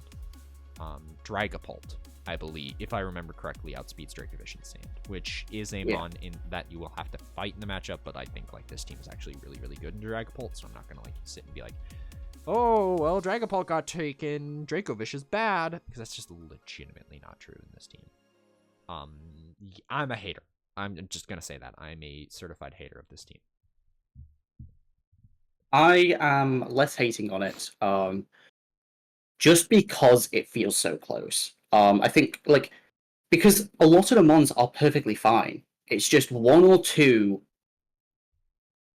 that can be swapped out that make a massive difference. Like, I like Hitmontop. I think Hitmontop is great for Fake Out Intimidate, but then you've also got the faster Fake Out with Ambipom. You've got the really fast Electrode. Haunter is not a bad low tier mon.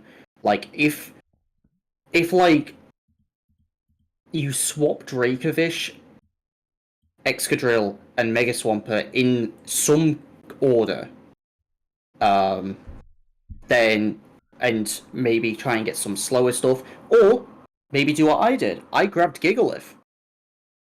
That's what I was gonna say. You grab Gigalith and you probably keep Excadrill because I just realized we have 5 Pokemon weak to Fairy types. Oh yeah. Maybe do something about that. Yeah, okay. So we need to we need to keep Excadrill because that's our only legitimate answer to Fairy types. Because Haunter just doesn't do enough to break a lot of these really relevant Fairy types. Yeah. Well, it was that if you like keep Dracovish and then you go for Goldango, like that sort of thing. Yeah. But like you have to Terra your Dracovish. But I think like on this team, your like theory is like you always Terra Dracovish anyways. I mean, that's all you want to do. You want to click the funny fish button. Yeah, you click the funny fish button, and if they live it, then you're just scratching your head and going, oh well, that didn't go as planned. But yeah, like that's why I like for some teams that we've seen, it's been like a case of like I'm not sure the right direction. This team, it feels so clear that there's a goal. There's a goal, and it feels close. As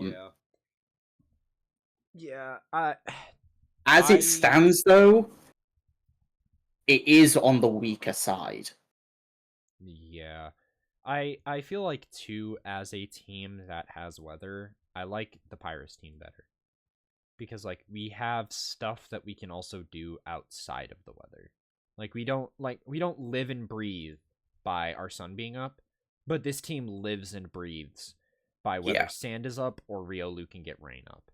which also I hurts this team a lot. Like, this team gets hurt by setting their own rain. You can't run Tyranitar. You can't run Excadrill. Every single one of these mons is taking extra damage from water types.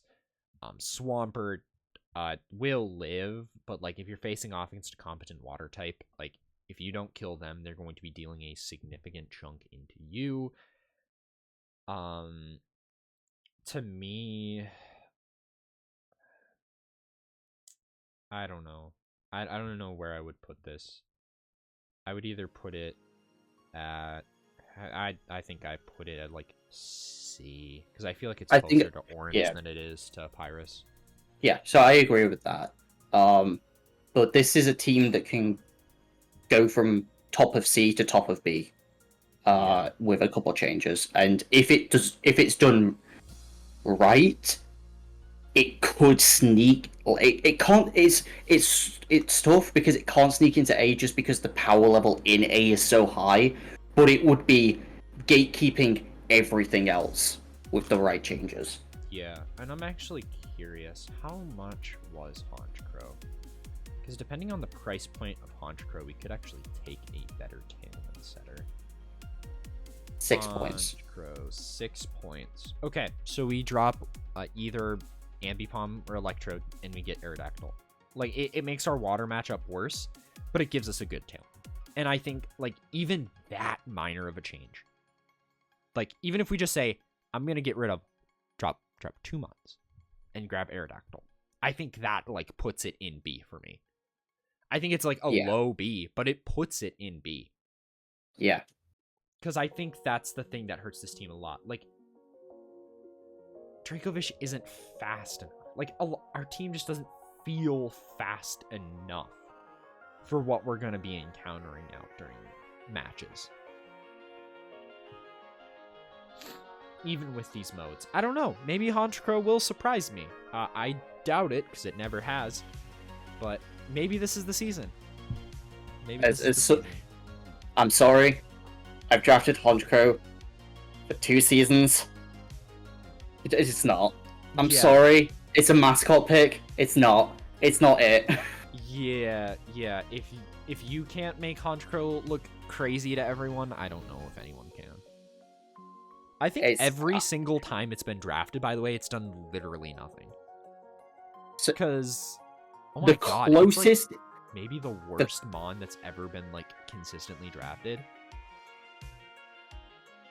Because it's been drafted, the closest it got 3 or 4 times since Gen 9. And 2 of them was by me. Yeah, one of them was by Brad on the busted ass balance team. Back in season 10 or 9. I don't know. It was what, for me, it was season 11 and season 13. Season 11 had its best chance of actually showing it was good, because I brought it to finals. Unfortunately, Lord Nobody decided to bring a team that was good into it. It was good into a team comp consisting of Sneasler and Farigarath, and they didn't bring it. They brought Colossal. Yeah. So it was bad. Yeah. But it's unfortunate I dropped it in season 30 because I ended up picking up Fletchinder. But yeah, there's ways to make this work. And I see the vision. Again, I am a Sand enthusiast. I drafted Sander once again this season once we get to Dawn in another video. But, it's so close. And that's why it hurts me more than anything. Because it's so close to just being good. Right now it's like, it's okay. It's funny, because that's kind of the theory of C tier. So close to being good. Yeah. Like, even Orange's team, couple changes we mentioned. Yeah. So close. They're both so close. The only difference with Orange's team is I don't know how you would go about it, because I think it's just harder. I think it's close, but it's harder to find immediate answers. Yeah, with this one, because it has such a clear direction already, Yeah. like, it's easier for us to find the changes that could be made. So, Yeah, but you don't need to reshape the identity of this team. no, not at all. It's got a Unless clear you want identity. to change the identity to include special attackers, then I'm down for that. Seriously, if you, Chris, I'm looking at pretend I'm looking at you right now. I don't have my camera on, so you can't see that. But like, please pick up a special attacker. Like, people are just going to click reflect into you, and you are gonna have to sit there and accept it, or run brick break. And like, cool, you're giving up a move slot for brick break. Or, hold on, this is how we really start cooking. Psychic Fangs Dracovish, and then you do 4 damage. You just hit them with the 4 damage Sand Rush Psychic Fangs. Nah, you run Scarf Strongjaw. Yeah, Scarf Strongjaw.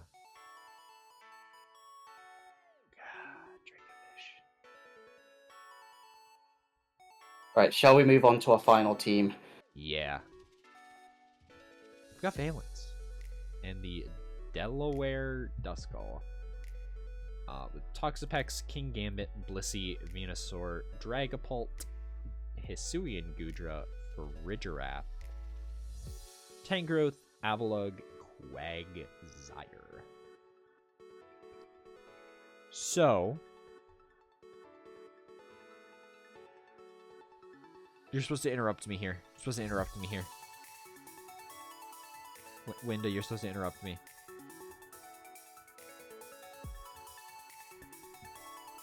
This team makes me want to die inside. Oh, fuck.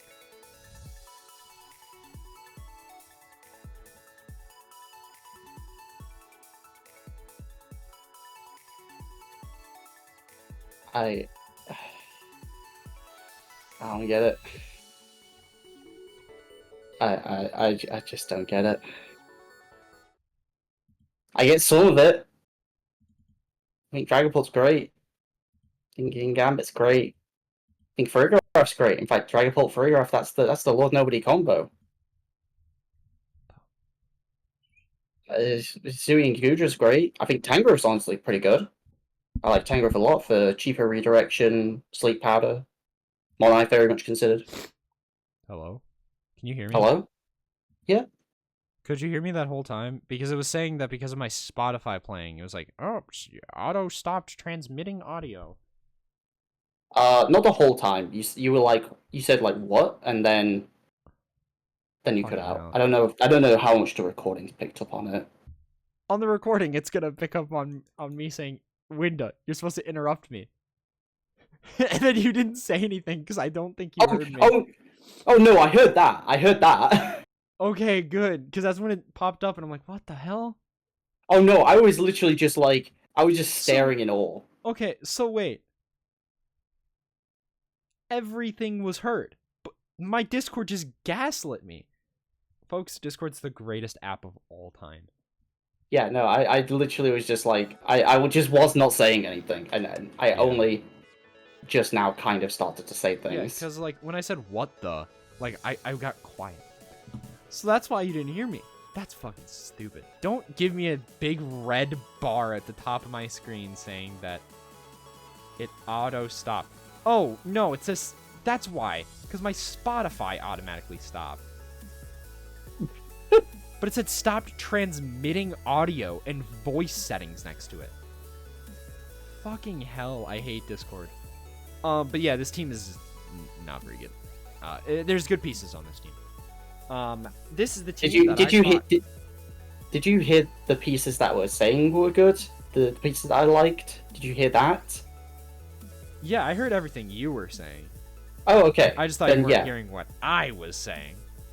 Oh no, I heard what you were saying. I literally, I was just like, you were saying, Winda, this is where you're supposed to interrupt me, and I was just staring blankly at this team, like, what is happening? Yeah. I mean, for what the team is, the type chart's not that bad. Yeah? But also, I don't know the last time I've seen a 62-point difference between the fastest mon and the second fastest mon. Probably Yeah. Regieleki is the Yeah. only time it's gotten close to that. Yeah, I mean, what was my Alecki team was what? It was Alecki Gren. So that was a yeah, 70 something.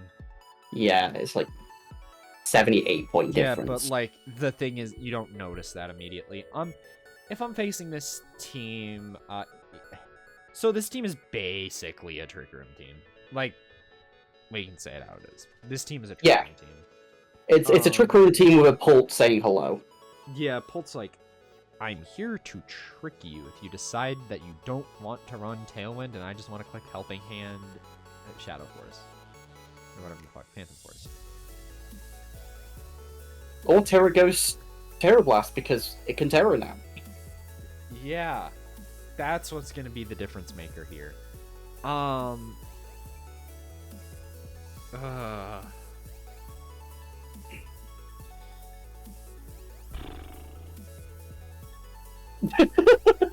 just don't know what to say. It's like there are good Pokemon on this team.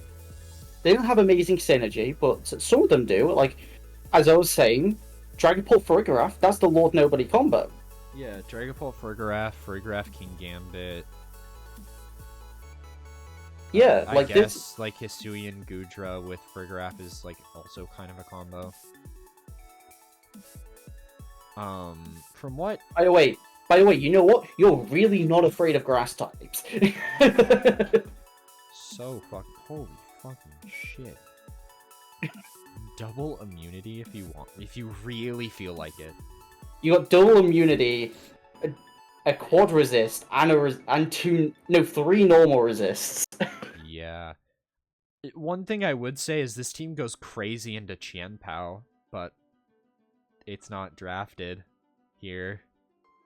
Like, this team is like anti-Qianpao in a division Without Qianpao.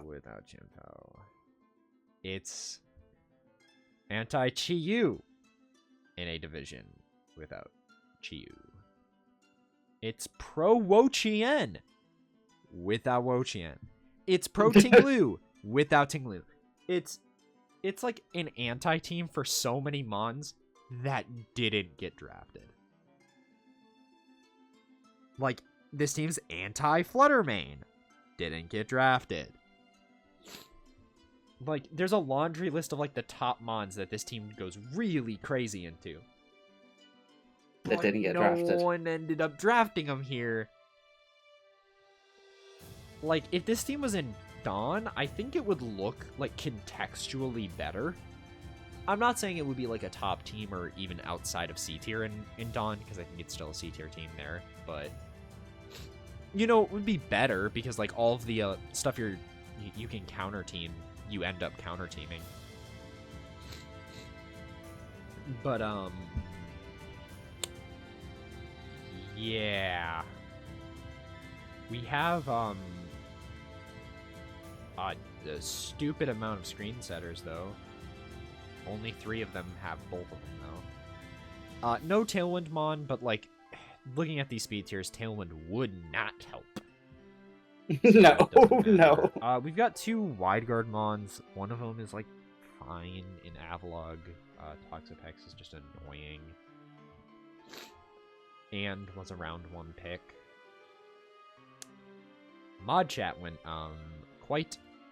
was quite confused after we saw the round 1 Toxapex.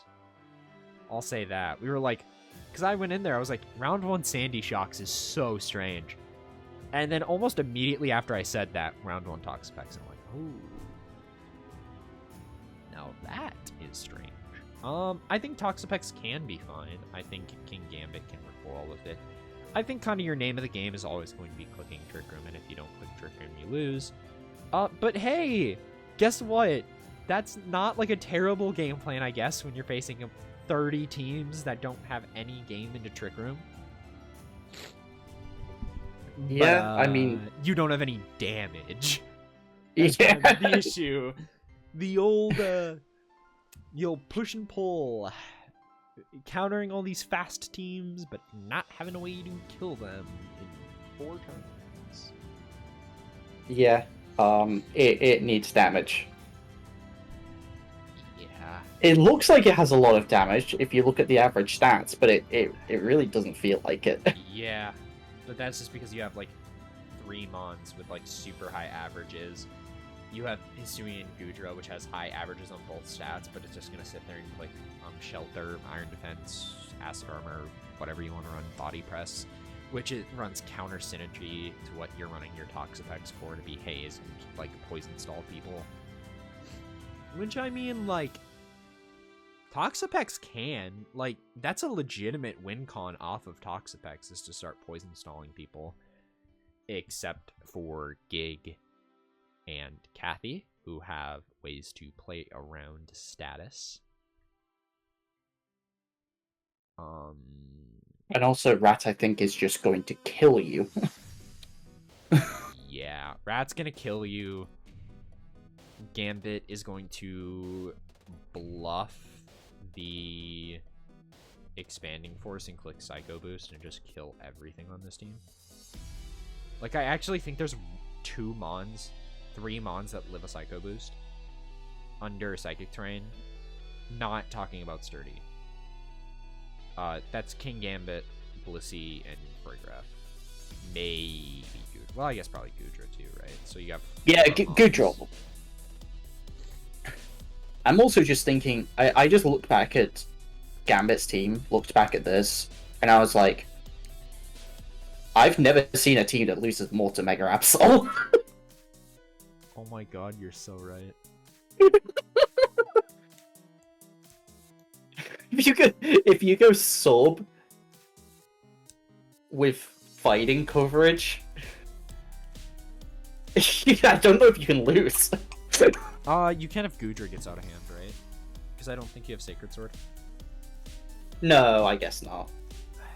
Does it have Sacred Sword? If it does... No, it doesn't. It doesn't. It doesn't. It has close combat, though. Good enough. Yeah. I mean, you're it still... does have, I said, but I knew it got close combat. Oh yeah, you're still hitting into it for 50% when it's at +2. Probably way more. It depends on how they trained it, but yeah. Huh. Yeah, I think that's all we need to say about this team. I'm sorry. That was way more rude than I intended it to be. I think this team is...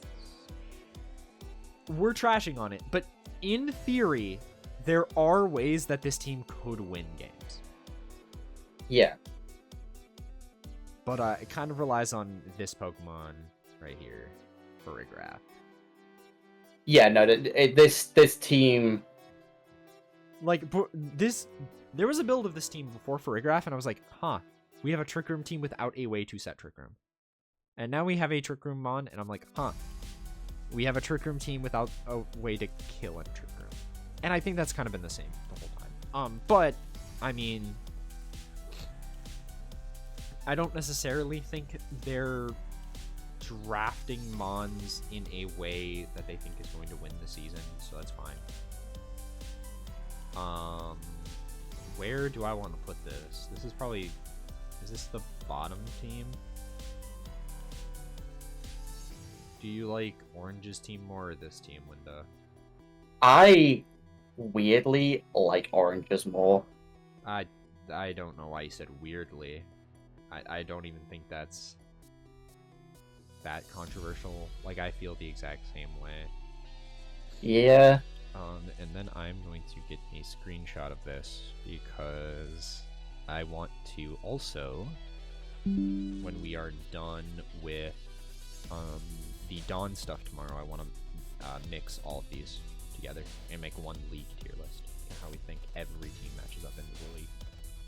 That's fair. And that one is going to be a really fun discussion. Because the top end here and the top end in the other division, also very different top end teams. Yeah. I can't wait to put my team at bottom 5. I can't wait for you to try that shit. And for me to and honestly, for me to maybe agree with you.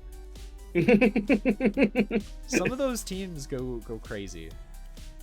But yeah, I for reference the reason why preferring Orange's team over Valence's is just because it actually has mons that do damage. Like, we talked about the minimal mons that do damage, but they are there. Like, Kyurem does do damage and is threatening. Mega Venusaur, even without investment, does really good damage. Incineroar, even without investment, does really good damage. Like, well, it's not really good, but solid damage.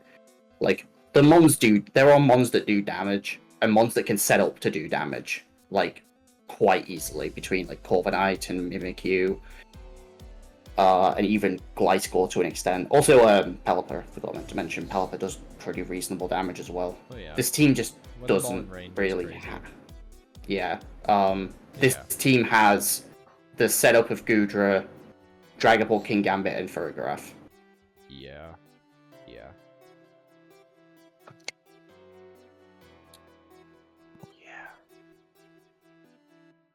Yeah. But hey, Gig, if you made it to the end, we didn't call you mid this season. We didn't call your team mid this season. Suck it, nerd. I think this is actually the first time like his team has been like absolutely batshit crazy. Yeah, it's just there's also been other batshit crazy teams, so yeah. I will say, if everyone else shit the bed, I could see Gig's team being number one. But that's the thing about Kathy. She's always locked in.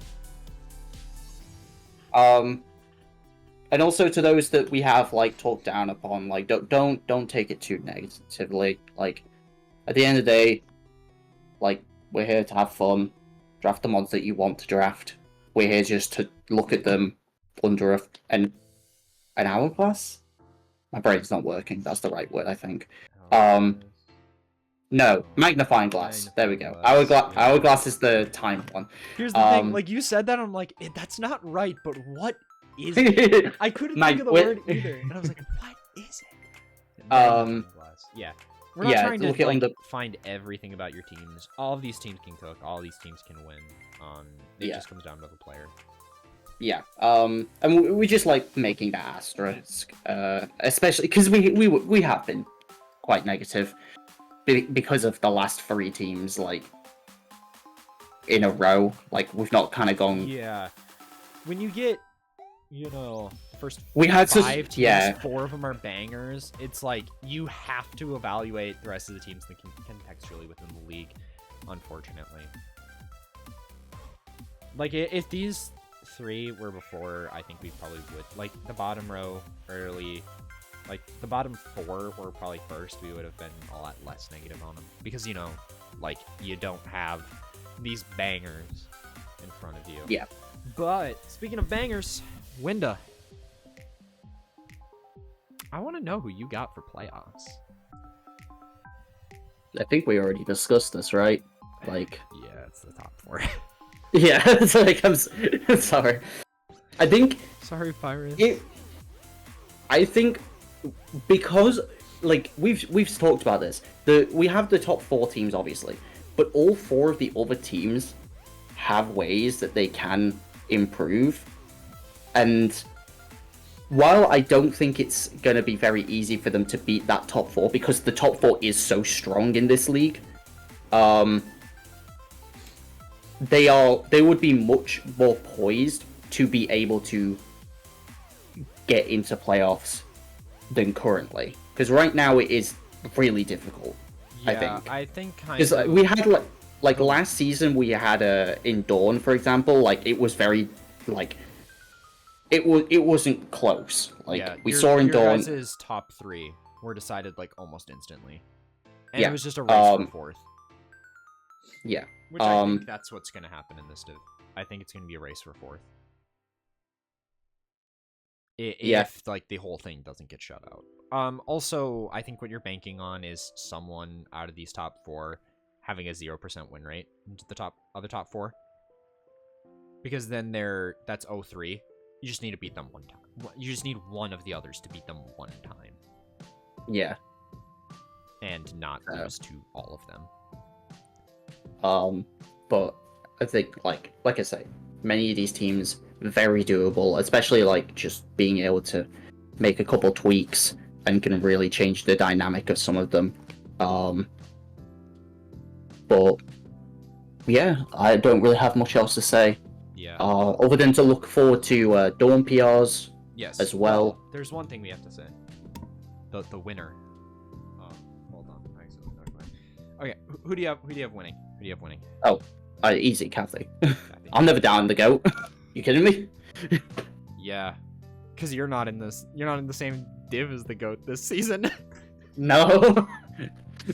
I'm never down the goat, except for when we're in the same div, because then I'm the goat of the div. But I say, like, I'm sorry. You she have got the second. stats. She got second. Yeah. In Dawn to me. Like. Yeah. I think. So here's my picture for finals. Is gonna be Kathy Gig, and it's gonna be a good set. Oh, it's so hard to call who wins this though. I could see any of them doing it. I could see Kathy, Gambit, Rat, or Gig winning. But I think in more worlds I see Kathy winning, so I'm gonna go Kathy. So we both are praying for the Kathy sweep. It's gonna happen. It's gonna happen. Praying. I'm gonna make sure it happens. Yeah, yeah. You know what's great? We look at this and it's like, wow, 2 people who didn't make playoffs next season. Well, last season. And then we're gonna look at Dawn and we're gonna have to sweat super hard to figure out who the top 4 is. I mean, They did not end up balanced, folks. It's because we ended up with only 7 of the top 4. Yeah, we only had 7 of the top 4 last season, and you, nobody, me, but trying to 4 of them are in, yeah, 4 of them are in Dawn. We're gonna have a good time. Who's the one I'm missing, though? Oh, wait, no, there's 3 in this one, too. There's 3 over here. Pyrus. Yeah. So yeah, it'll be maybe closer, but I mean, Dawn also has way more champions. Yeah, 3. 3-2. 3-2. But yeah.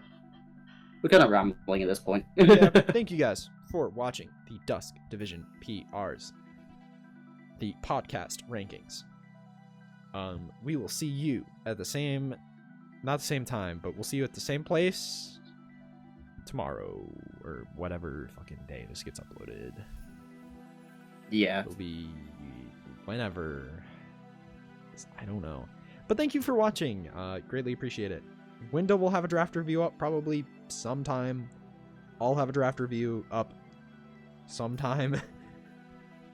I haven't recorded it yet, and I'm editing mine, so yeah, look out for that. Look out for some. I haven't recorded mine, and will not need a lot of effort. It'll just be me ranting, as you have come to expect from me for the past almost 4 years. Yep, and then the one thing it'll be waiting on, that'll be holding the whole production back, is me, because I gotta make the thumbnails. Yeah. Oh well. All right, well. See ya, folks. Bye.